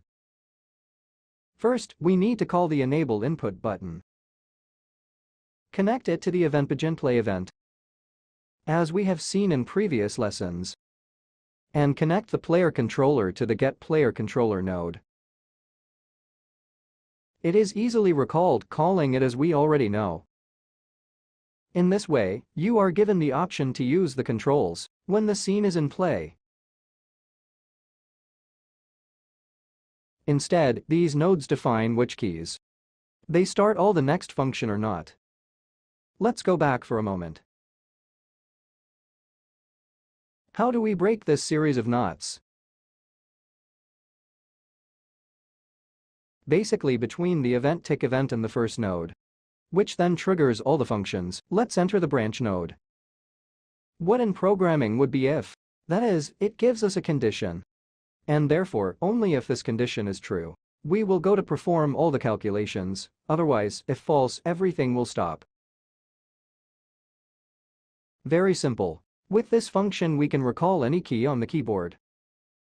I chose the numeric keypad 0, followed by the flip-flop node. What does it mean?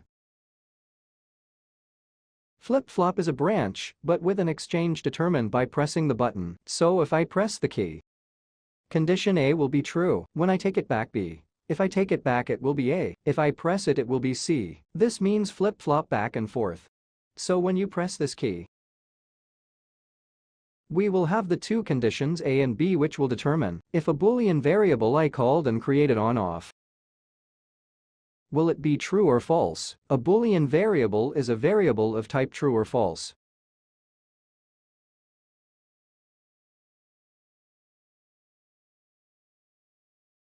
A variable is set by dragging the variable into the viewport and doing set. In this way we are going to set the variable. To make this call, activate the variable. Just connect the node and select the condition of the variable. I repeated this operation, so on the first press, the variable is on and the second variable is off. The important thing is that this default variable is set to off, so that when you press the play button, when the scene starts, everything stays still. So what do we have now? We have a variable that varies according to the press of a key. We have this branch, an if. That is, it gives a true condition only if that variable is true. We just have to recall this variable. We drag it into the viewport get. That is, we are going to draw the value of that variable and connect it to the condition node. Because the branch node needs a condition. If this condition is true, this is true, and therefore this node works. If this condition is false, this is the exec node that will activate and nothing will happen.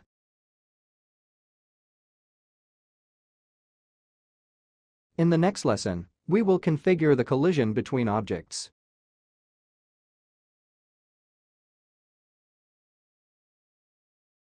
Setting up collisions and physical material. In this lesson, we will configure the collision between objects. To do this, we will use the physical material. Let's go. Once our blueprint is set up, let's see the result with all the default parameters.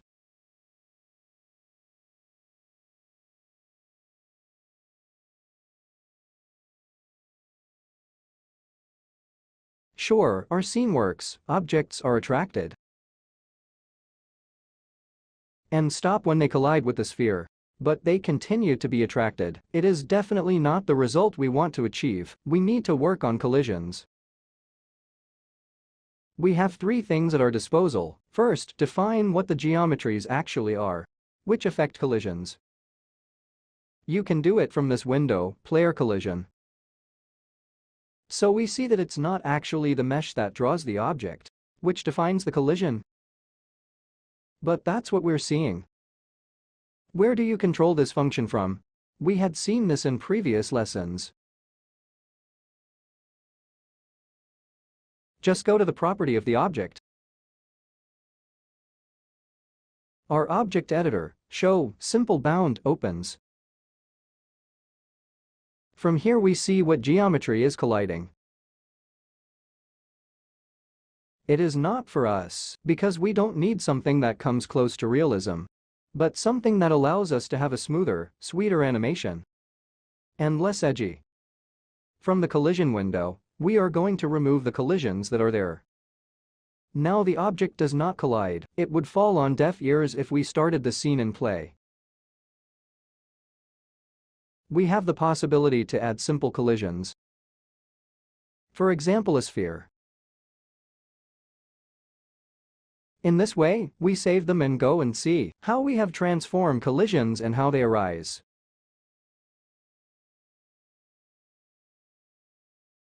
In the collision view, we see that for each geometry, we have a sphere as a collector. Let's see how it behaves.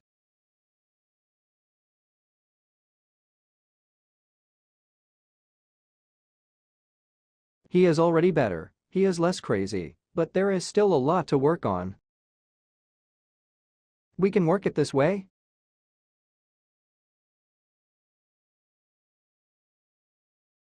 Inside the object editor, you can manipulate collisions as if they were other objects. So I can scale it, move it and duplicate it, holding down the Alt key. Let's try something like this: 2 balls.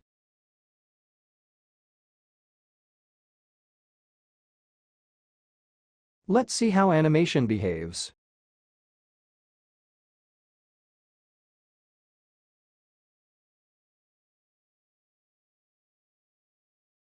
I would say that we are there as a collision geometry.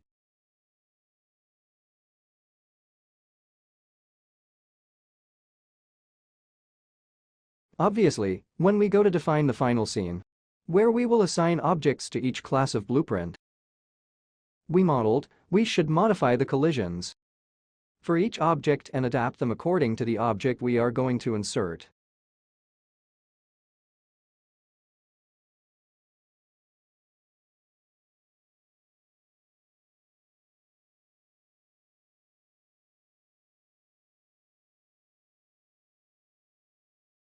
It must be done for any type of object.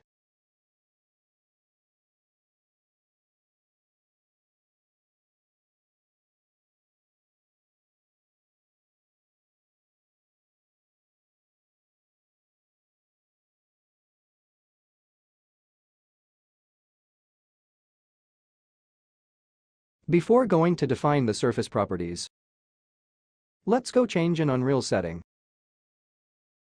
That is the interactions on collisions.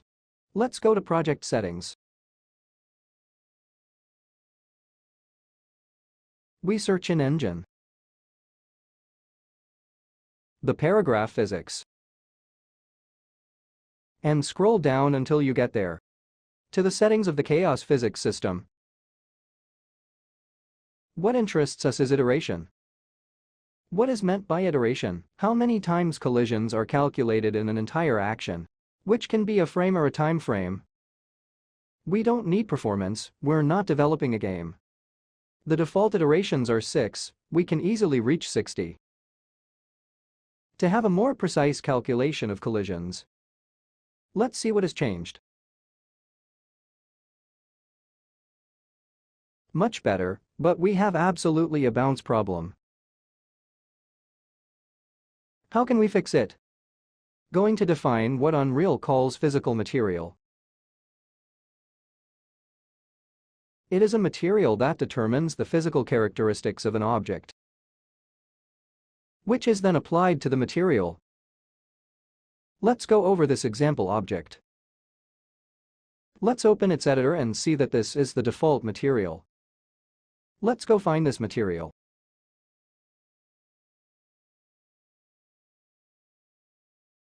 And we see that a physical material can be applied in the properties. I've already done one, but I left the values set by default. In the final scene that you can download, you find it in the material folder. It's very simple. You can right-click Physics, Physical Material. At this point you have created a new physical material to be applied to any material. We repeat the operation. Let's go first to find the material of our object. And let's apply our physical material. There is only one in the content browser, so we can't go wrong. Now let's see the properties of this physical material. Double-click on physical material and its window opens. The settings we are interested in are friction. That is, the friction it has on other objects. We will set it to 0 because we want objects to slide over each other. Restitution is the bounce, that is how much they bounce. Objects on top of each other, and this value must also be set to 0. Let's see what has changed in our scene.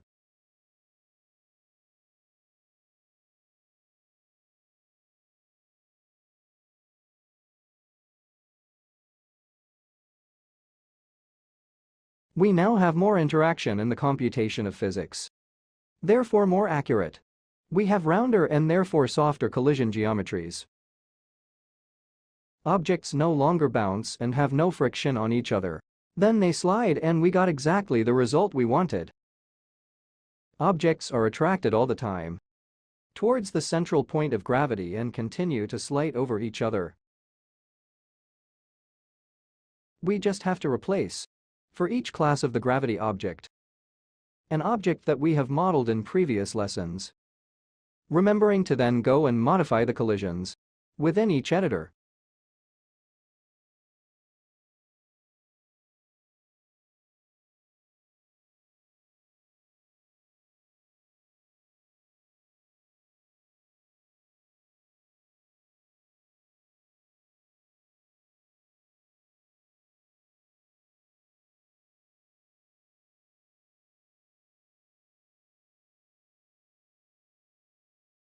We can also apply simple collisions that we are not, for example, the spheres.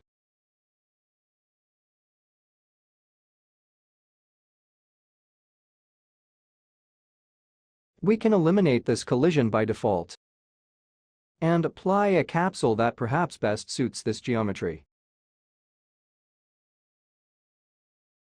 Let's go test.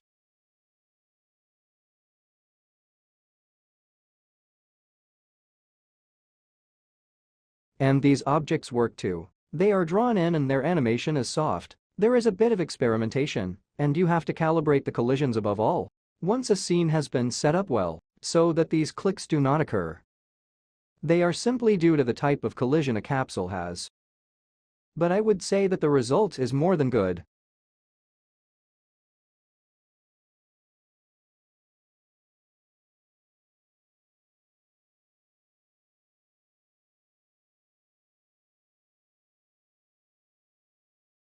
In fact, by eliminating that object that had a somewhat stiff collision, the animation is soft again as it was before. My advice is to experiment and, for our case perhaps, ball colliders are the most suitable.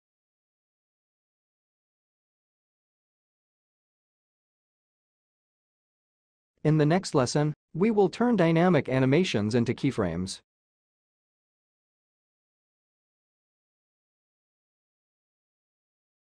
The bake of the animations.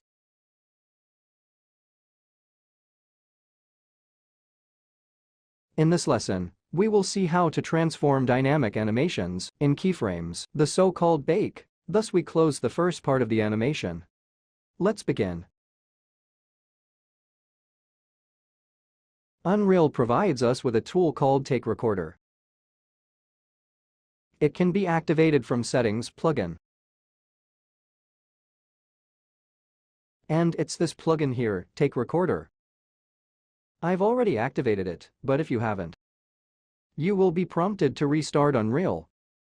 Once restarted, in Window Cinematics, Take Recorder, we can activate this tool. The sequencer will automatically activate. For now you can close it. What is this Take Recorder? Take Recorder actually allows us to record, frame by frame, the movement of an object on stage.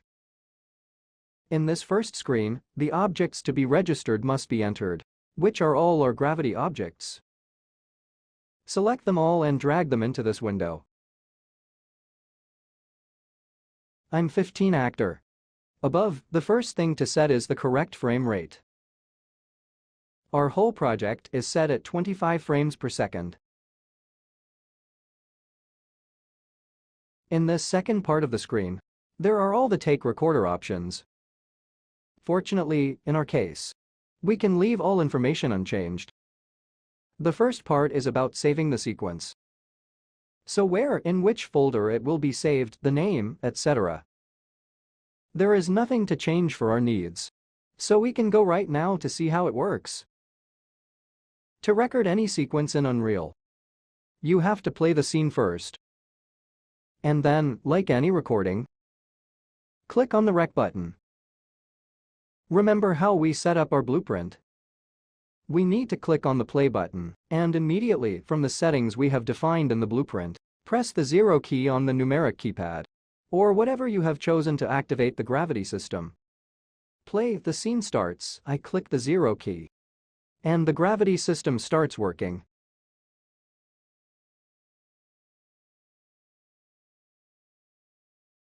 Now we need to register this phase. As you can see, the mouse is now hooked to the camera. And so I can't press the Rec key. The Shift plus F1 key must be pressed at the same time to exit the camera control and to truly control the mouse. At this point, we can press the Rec key.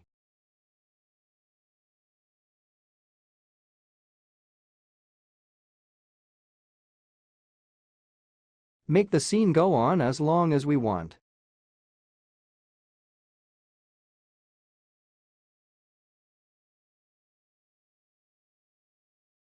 Then we have to drop the objects as per storyboard. So we have to go back inside the scene, take possession of it, numeric keypad, and the objects start to fall. And we are done recording. We can exit the take recorder. And let's see the result of our take. By default, takes are recorded in the cinematics folder. Take. And the date they were registered. Double-click on the sequence and the sequencer opens. This is the first time you have seen the sequencer and we talk about it. We will deepen it in the next lesson, but for now let's see what the result is. We have traces.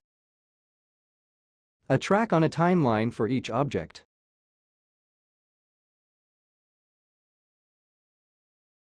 Before seeing the result, you may have noticed that the items have doubled. Here the concept of spawn is introduced. In Unreal, a timeline is not directly connected to the objects on stage, or rather, it is not always connected to the objects on stage. Each object can have a spawn function. It means this: the object exists on stage only when the timeline head passes over it. This object, for example, exists alone and appears alone when the playhead enters the timeline. The take recorder makes those objects recorded. It duplicates them and makes them, as they say in the jargon, spawnable. So when we get out of the take, they don't exist, but the original objects remain on stage. My suggestion is to go to the World Outliner. Select the original objects. You can recognize them because they don't have this lightning bolt. The ones with the lightning bolt are the spawnable items, and you understand from the World Outliner that they are from this symbol. Which means that if there are, it is because somewhere there is a timeline that I brought up. I recommend selecting all non-spawnable items. Or rather, get out of the head so only they remain. Select them all. Go to the detail panel in the rendering box. Action hidden in game. So they no longer exist. We don't see them, at least they aren't rendered. And therefore they will be active only with the sequence. Now let's see what this sequence actually did. He recorded exactly everything that happened. All frame-by-frame movements of the objects we had selected and inserted into the take recorder. Now we can move on backwards. If we go to the end, we see the part of the animation they fall into.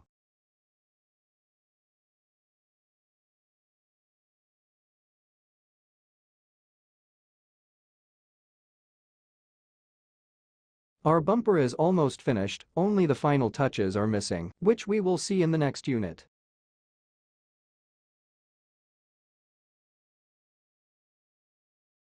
Camera management.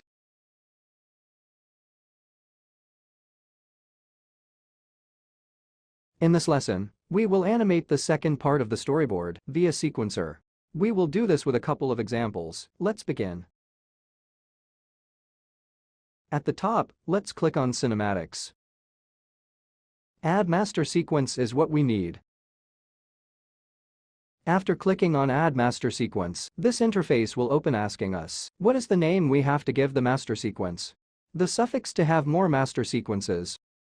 The path and the content browser. Where will these shots be saved and what is the number of shots? We need 4. For a project, you can leave all other settings unchanged. The duration of each single shot can be. Let's say we will initially leave it 5 seconds. Then cut it and trim it in the sequencer. Click on the Create Master Sequence button. The sequencer interface will automatically open, in which we will have already set up, in a row, all 4 of our shots. Let's see how the sequencer works and the logic. The sequencer works almost like any editing software. We have our timeline, our head, the lower part with all the options. The ones that interest us are the save icon, With this button we create a camera, but surely, it will be more convenient to create it in another system. With this key you can launch the render, but also here you will see it later in the following lessons, and we will adopt another rendering system. There are various options for viewing and managing frames. In short, all the options are already exposed. From here you can choose display rate, which by the way is not only display rate, but also the frame per second, with which we will then export this sequence. Here on the left, we have the shots object. It's a single object, you can't have two. In fact, if we go to another it is not possible. As you can see, if I'm going to move a shot to set it to a lower level, it will simply duplicate the same object. And we will simply have two overlapping timelines. As I said, it works just like any other editing software. We can move our shots, move them out of sequence. We can cut them. Just place the head in the position we want and edit. We can do left trim, right trim, or cut right where the head is. We place everything as it was. Whenever the cartridge is over a shot, everything inside this timeline will be sent to play. Let's see how the shots work. Double-click a shot. The shot interface opens. On the right is the branching order of the master sequence. Compared to shots, clicking on the master sequence will go back, double-click. On the shot we will be inside the shot.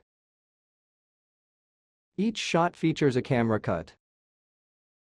Camera cut refers to which camera is used and displayed when the head passes through it. Whenever you create a shot, a default camera is created. My suggestion is to create your own camera points. As you can see, I already have. Let's try camera 4 for example. I can select a camera, drag it into the sequencer, and then add this camera to the camera cut.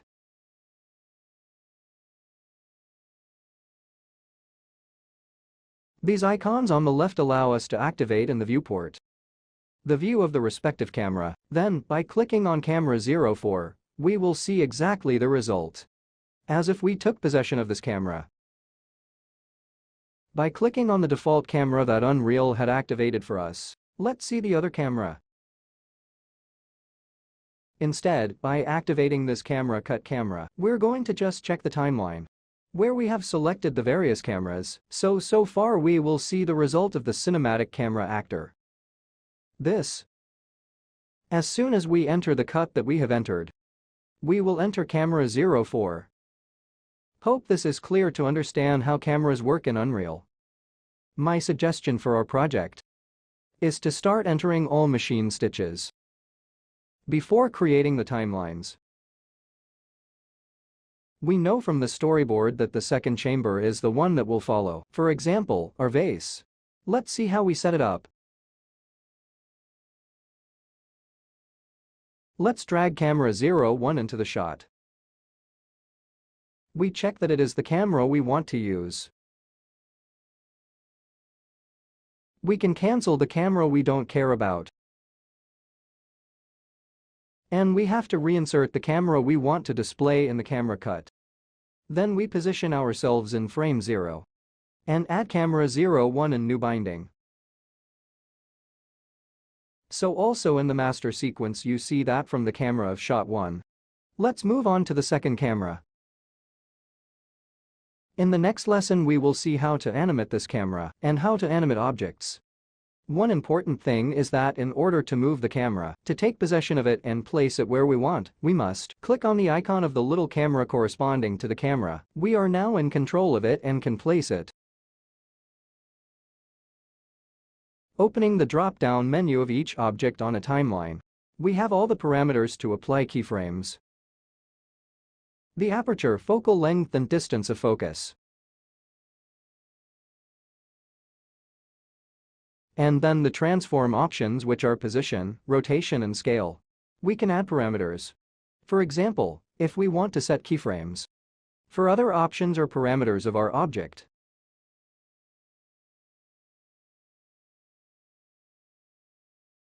Let's go back to the master sequence. According to our storyboard, the first shot refers to the animation we built in the previous lesson, that is the dynamic one, for which we had recorded a take. So I delete the first shot. I'm going to look for the take which, as we have seen, we have recorded in the cinematic folder. Take. Now we can find the corresponding take and drag it directly into the master sequence.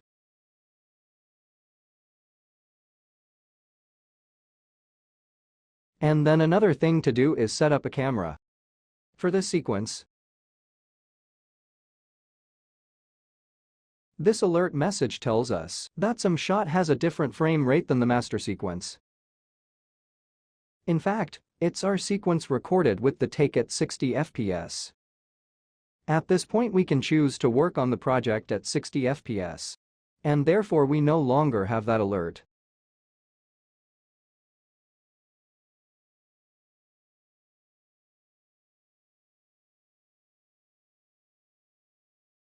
For now it is important to create a new camera that it is positioned at this point. How do we do it? We click on this button. Create camera here. Let's create a sine camera actor. Automatically, Unreal will create a camera positioned exactly as we were oriented in the viewport. Let's move it to the cameras folder. Let's get into the shot we created earlier with dynamics and insert the sine camera actor. As there was no camera previously in any camera cut, Unreal will automatically create a camera cut of the length of the sequence set on the camera that we have entered. So now, clicking on this icon, we can take possession of the camera and decide where to place it.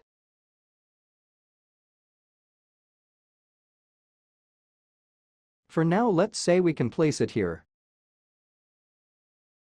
Let's go back to the master sequence, and we see that exactly we have this correspondence.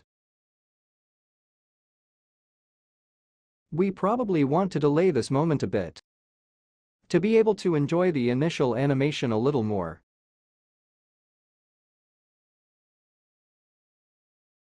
Let's go back to the master sequence and let's cut this sequence when we are sure of its time.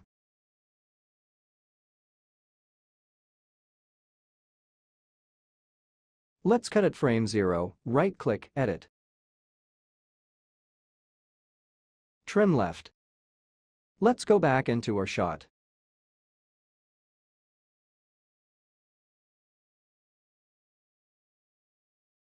And let's see that now the in and out of our shot. In the master sequence, we are indicated by this green bar that it is the in, so we know which portion of the shot is used in the master sequence. We begin to animate the camera. Our arrival position is this. At this point before they start to fall. So let's set the keyframe on the single axis we're interested in, the y-axis. Let's set the position on the starting y, I would say this.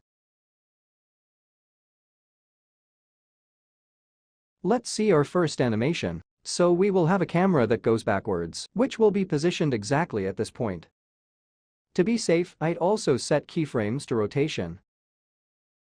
We see that there is this problem of interpenetration, which we don't like. So since we have decided that this is the end point, we can insert a marker. Then right-click, add marker. We can delete these keyframes. Position ourselves on the first frame. And maybe move here on the left, so as not to interpenetrate with any object. Let's reinsert a new key program. Go to our marker. We set to the desired distance. Let's set up a new keyframe.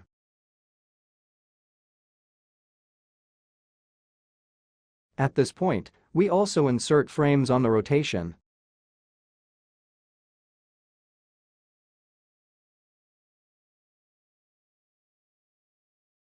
On Y.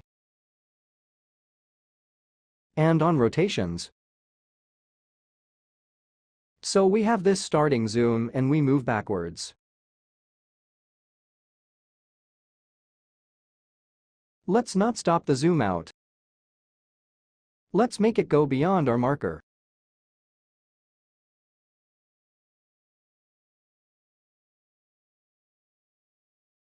And place a frame at this point.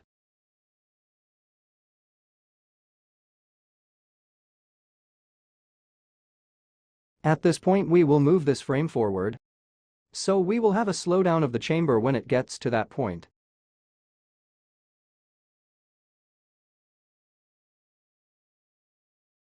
From this point we will simulate the camera that follows the falling objects a bit. And we can do it through rotation.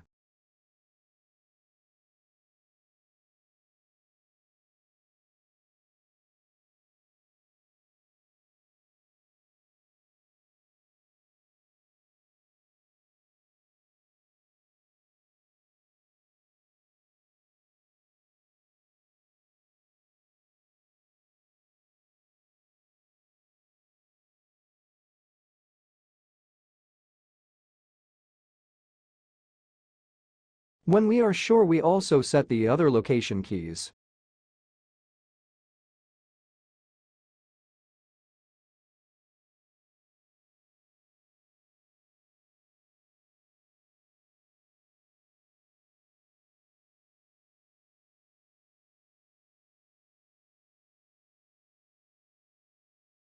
Then zoom out. And we follow the falling objects.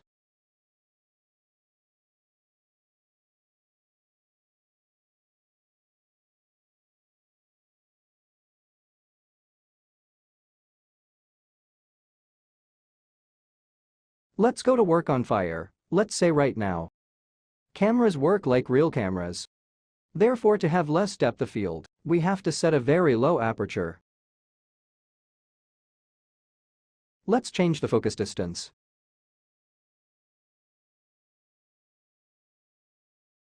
Let's say we want it to be in focus at this point. Let's set the keyframe. While we want to start with the camera that is absolutely not in focus.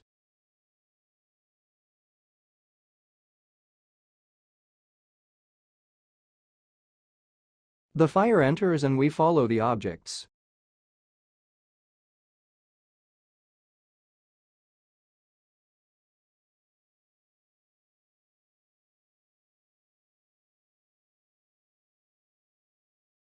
Let's go review the master sequence, then our project will start. With this animation, we follow the falling objects and go to the first camera, which we will animate in the next lesson. Now that you've turned dynamic animations into keyframes, we can move on to the next lesson, where we will take care of the animation through the sequencer.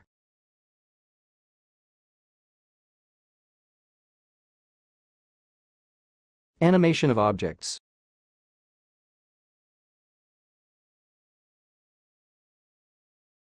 At this point in the work, we just have to animate the rooms and do the setup inside the sequencer. Let's go. According to the storyboard, in this scene we would have a camera that moves backwards and the objects that fall from time to time in front of the room.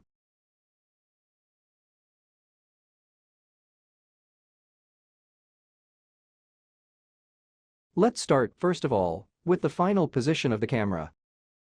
Let's position ourselves in the frame where we want it to arrive, in this position, and we say this. Let's set the keyframe on the location.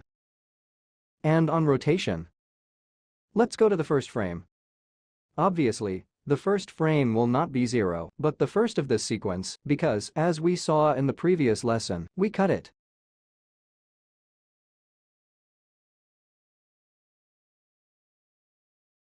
Let's say we want to start from this shot, where we will see the cube fall.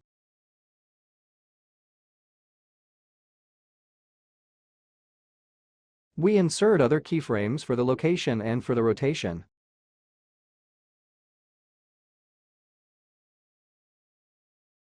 Let's say our animation can already be fine.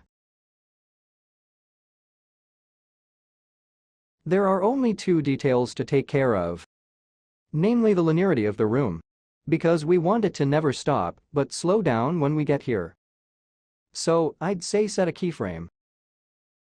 In this position. To move here and move the last frame away. We now have a camera that comes in and then just slows down. Maybe we could move further away?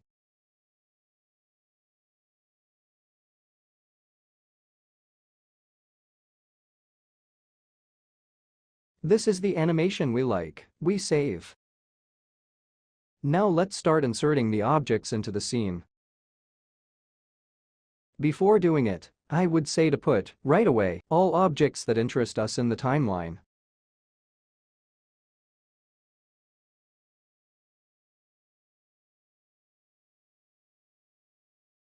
Then, let's take these two items.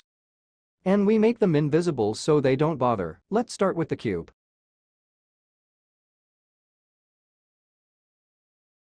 So, I would say in this position. The cube may already have arrived.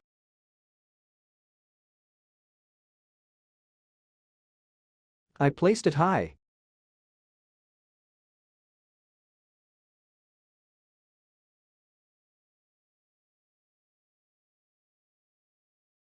We could anticipate.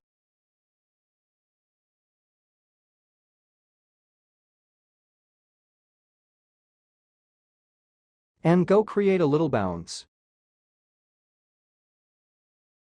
Keyframes, as you have seen, are inserted with the plus. You can duplicate them by holding down the Alt key.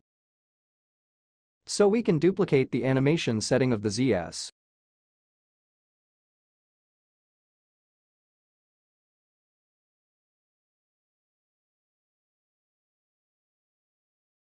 Take a little jump at this point.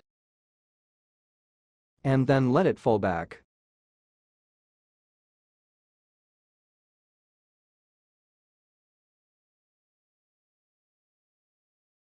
Let's just add the rotation. And we say that in this point it is neutral. At this point it is taken and agitated in this way.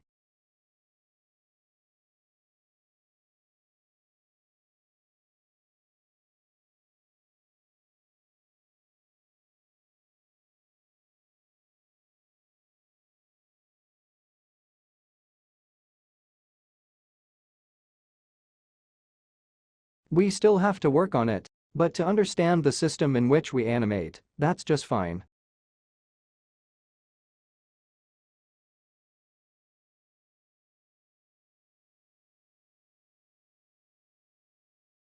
If we are not happy with the animation that we can get through the keyframes in this timeline, we can use curves. For example, in this way we select the parameter we want. We click on this icon, and we will have the curve of that parameter.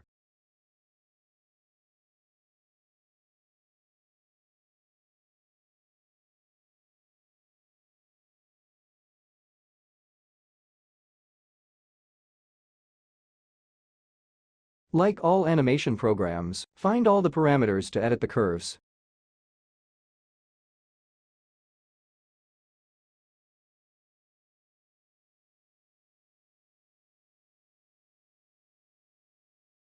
We can move on to the book. Let's say the book finished its animation here. Same thing, let's apply frames by position and rotation. In this point,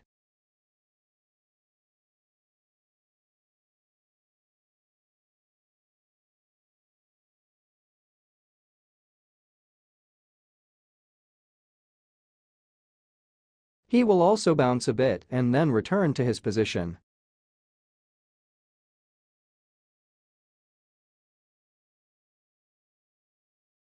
Let's add the rotation.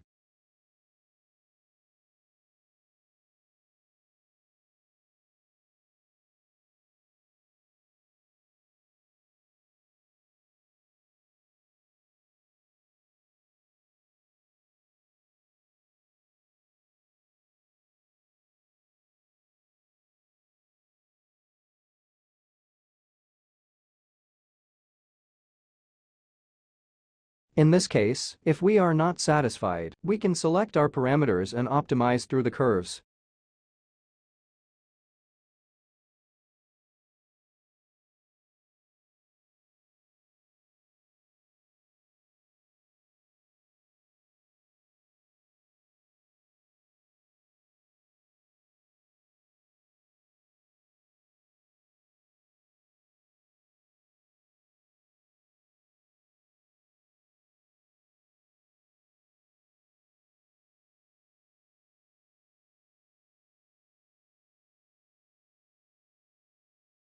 As you see, having set the fire in the last position, obviously the objects move away and are no longer in focus, but this is what we want and we like it.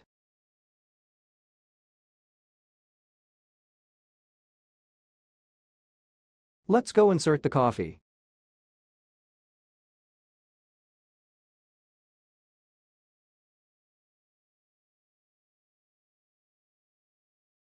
Let's say it will be in position, in stasis, more or less here. We are going to attribute the position and rotation frame. But, in this case, also of scale, because we want it to deform when falling. Here we have our object out of scope.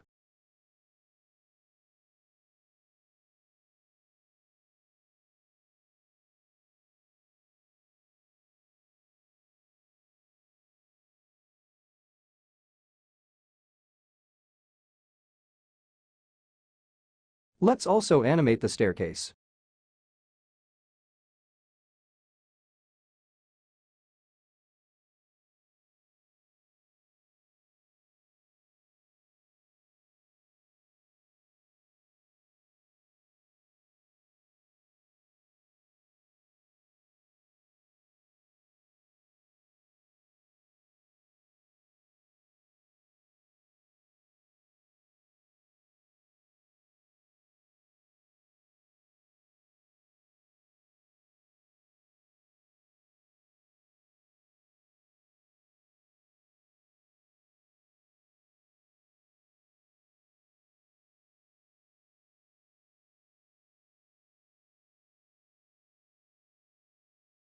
Here the curves meet us.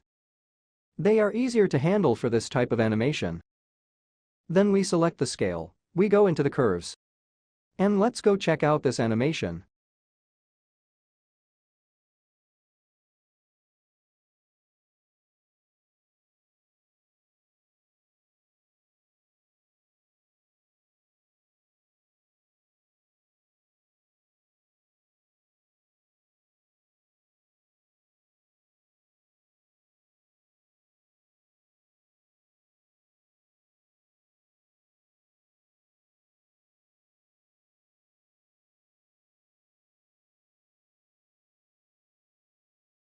Now the camera moves back and the objects fall and enter the scene.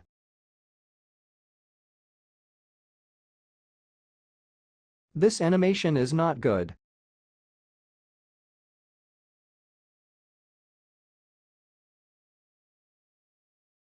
It should be reviewed with regard to the curves.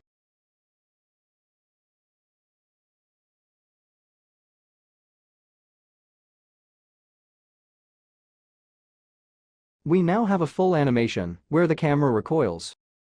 And our objects enter the scene.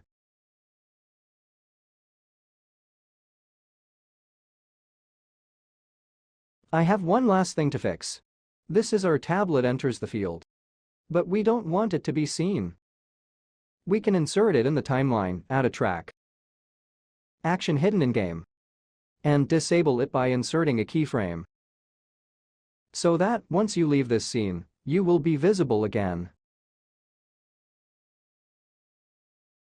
By applying these very simple techniques, you can animate all the other objects in the scene. Now everything is ready to start the next lesson, where I will show you how to animate the room and create the different shots for your animation.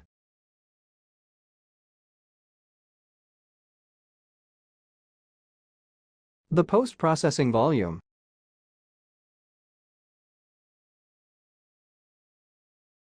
Our work is almost done. Just a little touch of color correction is missing, and then we can launch the final render. To do this, we will use post-processing volume. Normally this phase is done after rendering. That is post-production, color correction, compositing and color grading. In fact, Unreal gives us the ability to do it sooner and not having to intervene on the final render. The post-processing volume comes in handy. The name suggests it's post-processing even if it's done before rendering. We have also used it in previous lessons, but only as an aid in the viewport. Now we're going to use it just for the reason it's done. That is post-processing and fine-tuning of the image. Once inserted into the scene, it will appear as a volume. I have already set it up and scaled it so that it takes up the whole scene. This is just to show you why a volume is and how it works. Select Post-Process. In the Post-Process Volume Settings section, it is important that there is Enable. How does it work? Post-process volume only works when the camera is inside the volume. As you can see, if I go out, it has no effect. Entering the volume, all the options come into operation, which I have selected in the post-process volume. This is because it is very useful in the video game, but I must say it could also be useful in our field. Maybe one section with respect to another may have small differences, post-processing and color grading, for example. But we can do this thing. Still in the post-process volume settings section, we can enable infinite extend or unbound. Basically, the options of this post-processing, they are valid for the whole scene, and it is no longer necessary to enter the box. Let's see what we can do and how post-processing helps us. Let's start from the first options from the lens options. Those that are meant precisely in the virtual lens of the hypothetical room. Bloom is a classic bloom effect. We can change in intensity, or even in the calculation that is made to display it. Convolution is a much more realistic calculation, and indeed some options are disabled. For our scene, I recommend standard in order to calibrate to your liking. Even in an unrealistic way, this effect. The Advanced tab has a lot more options. You can also customize the bloom color. In our case, it is not necessary. Exposure, on the other hand, is very important. The auto exposure histogram option, which varies only for the type of calculation, it is that option that allows us to have the eye adaptation effect. If we are in a scene outside with a lot of sun and then we go inside, automatically the exposure will be set to always have the right exposure. As mentioned in previous lessons, what to do to have more control? Precisely because we do not need this dynamics and this automatism, it is good to set auto exposure basic and set the minimum exposure maximum exposure to 1, so as not to have variations at any point we put ourselves. Another effect we can use is the chromatic aberration. This too usually applies in post and is that effect, which gives a little more realism, a little more dynamism to the image, which simulates the error that cameras usually have when they shift, as you can see now that the stop expanding, the RGB channels. I have applied very little of it. You can change the intensity and the offset. By offset we mean it is as if it were a mask that starts from the center of the image, and therefore, the more you increase, the more the chromatic aberration, it intervenes only outside the image, not in the center.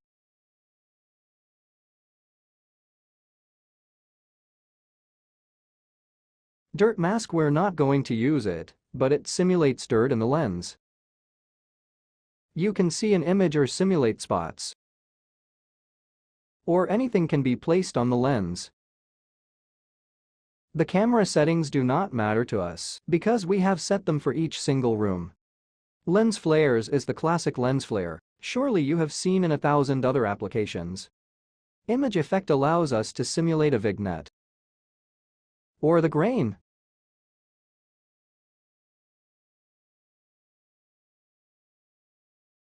The same as the depth of field, we have already calibrated it in the various chambers, so we don't care.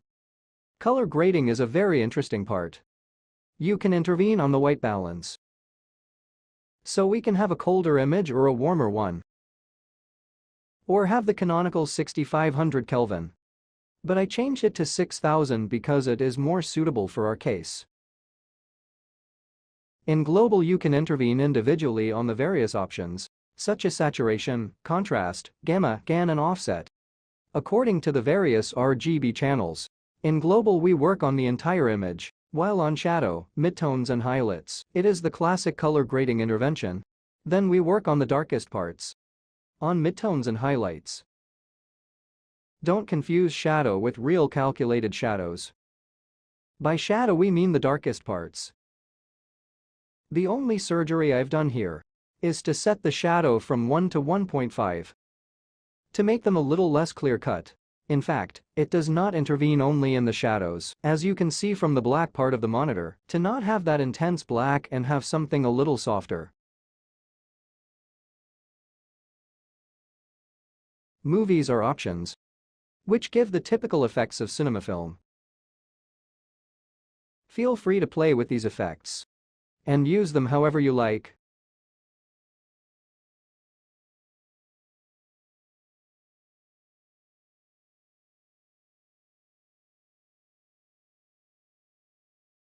Another very important section is that of global illumination. The important thing is that once lumen is enabled, under global illumination method there is lumen, and that the global illumination quality is set to 2. The ray tracing global illumination does not need to be changed because it would have no effect. Reflection must be set to lumen and quality to lumen. In the rendering features section there are very important things not yet enabled on lumen. For example, it is not yet possible, being lumen in a beta phase, intervene on the ambient occlusion, for example. Even by changing these parameters there is no benefit. Another important thing is the motion blur. We are defining the strength and intensity of motion blur that we want to have in our scene. For the rest, everything must be left unchanged because lumen automatically sets these parameters. I would say that's it as far as the post-processing phase is concerned. Have fun studying the post-process volume for a while to experiment by seeing what changes there are in the scene by modifying the various parameters. I just add one thing that can be useful, the view mode system. We haven't addressed it so far, but it could be very important. View mode allows you to have an image in lit. It means with the actual render, and it shows us what the final render will look like. Unlit is an approximation, and we will only see the colors of the scene. Wireframe, the word itself says, let's look at the wireframe of the scene. Detail lighting and lighting only are two very useful options. During the lighting phase, you may feel the need not to be distracted by reflections from various materials to focus only on the use of light. Detail lighting and lighting only differ in some respects, like the bounce of colors and, for example, the micro shadows of the normal maps. We have already seen layer collision, which allows us to see which collisions are actually on the scene, and many other possibilities. In buffer visualization overview you can have an overview of the various separate channels. You can see the roughness, i.e. all the roughness maps, all metallic maps, the opacities and all the others. In a testing and debugging phase, it might be useful to know the various view mode systems. In the next lesson we will see how to set the movie render queue to get the best possible rendering.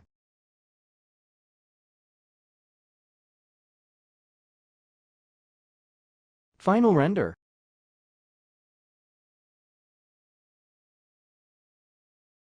We are at the end of our project, but one last thing is missing. Set up the movie render queue correctly.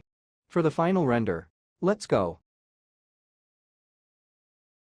The Movie Render Queue is a plugin that must be activated, and it is not active by default. As with the other plugins, just go to Settings, Plugins,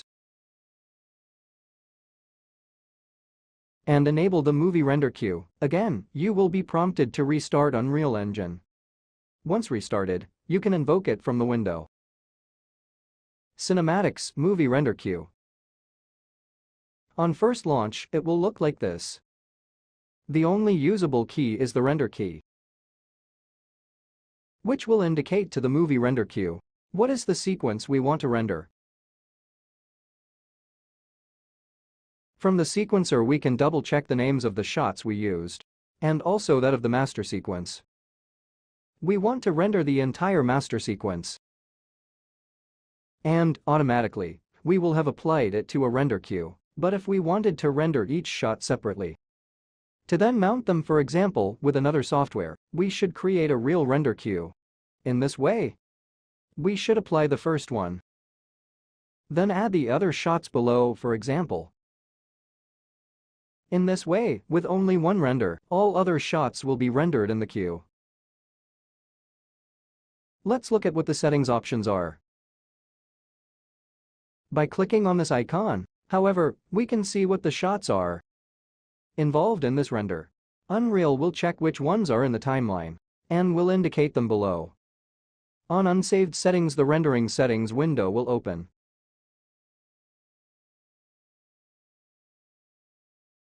In the output section, we can decide what kind of output the software should write.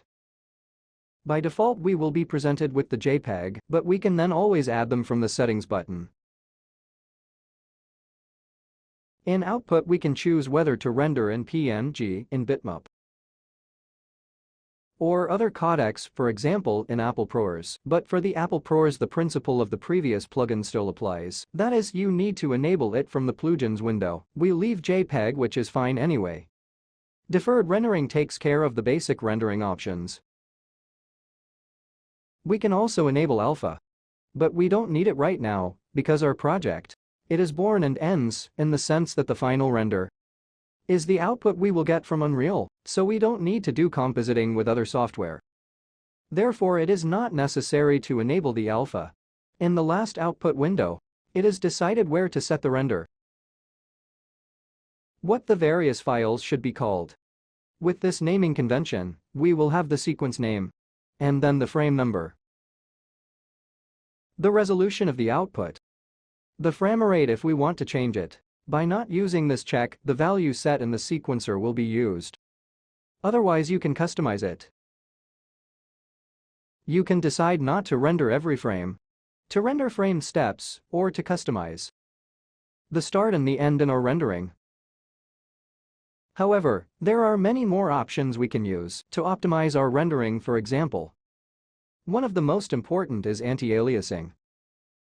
By not enabling this option, we will have the temporal anti-aliasing you saw in the viewport. A very important thing for rendering is, since we don't care about performance in real time, we can raise these parameters. In our case, I recommend that you use values of 8 and 8 on sample count and the temporal sample, and to enable overwrite anti-aliasing, and to set the anti-aliasing method to none. The more we increase these values, the more the rendering quality increases. Note, however, that these two numbers will multiply, so each frame will be calculated 64 times. High resolution is used when you want to split the rendering on different screens. For example, if you are working on a video wall with 2, 4, or 8 screens, you can split the rendering in this way and with this option.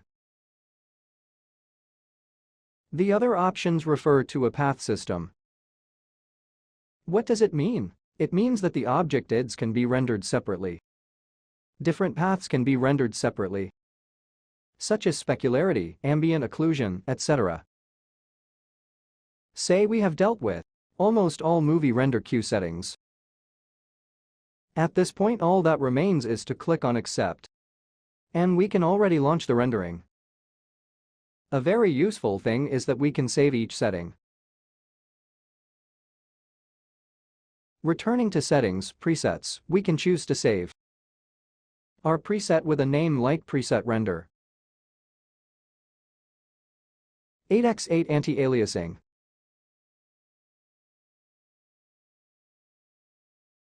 At this point, we can call it back at any time. We just have to launch our render. This window will open. It is important to know that you are going to view. It is a low-resolution preview and is not authentic for the final result. On the right side, the number of frames is counted, referring to the shot being rendered. Our first is that of the sequence 05001. The first 10 frames of 449 were taken. Subsamples refer precisely to the times a frame is recalculated. According to the anti-aliasing settings, as I said before, each frame is calculated 4 times. In fact, every 64 render a frame is generated. On the left, in the overall section, instead the total percentage relative to our sequence master is indicated.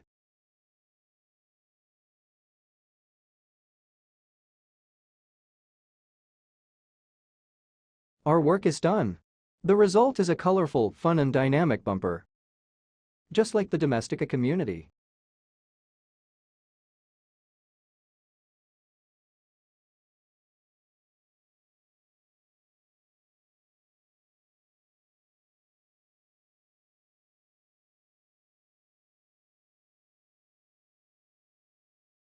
Try making a bumper like this yourself. Have fun creating new scenes and inserting new objects. I am very curious to see your result in the forum. In the next video, we will review all the main steps of the course.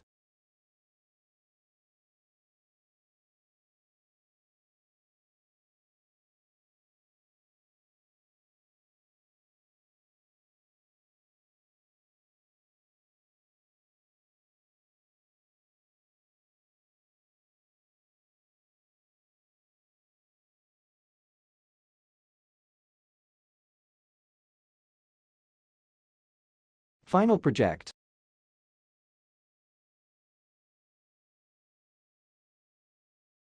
Our course is over.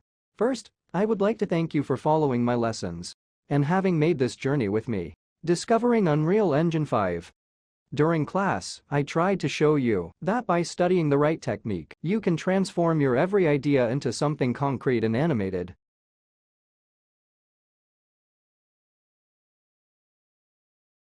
First comes the idea, then the tool. Too many times I see works influenced by the instrument, and this is not good. Technical knowledge gives you more freedom to express yourself, but above all it serves to obtain the desired result.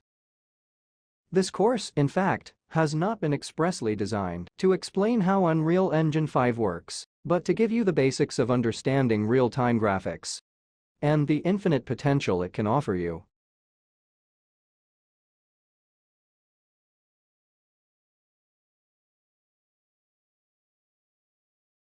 The final project has some characteristics which serve to introduce you the basic concepts of real-time graphics. Thanks to the intro made with dynamic animation, via programming, the use of global illumination and the hand-animated part, you will have acquired the tools to experiment and, why not, have fun. Now, in fact, your time has come. The challenge for you is to create your own animation. Don't just copy mine, create something new.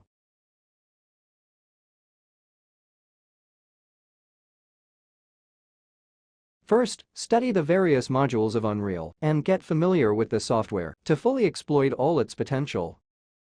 Then think about what you want to tell. Even the shortest story needs to be visualized and divided into key scenes. Start by modeling the simplest objects. Move them on stage and move the cameras to create your shots.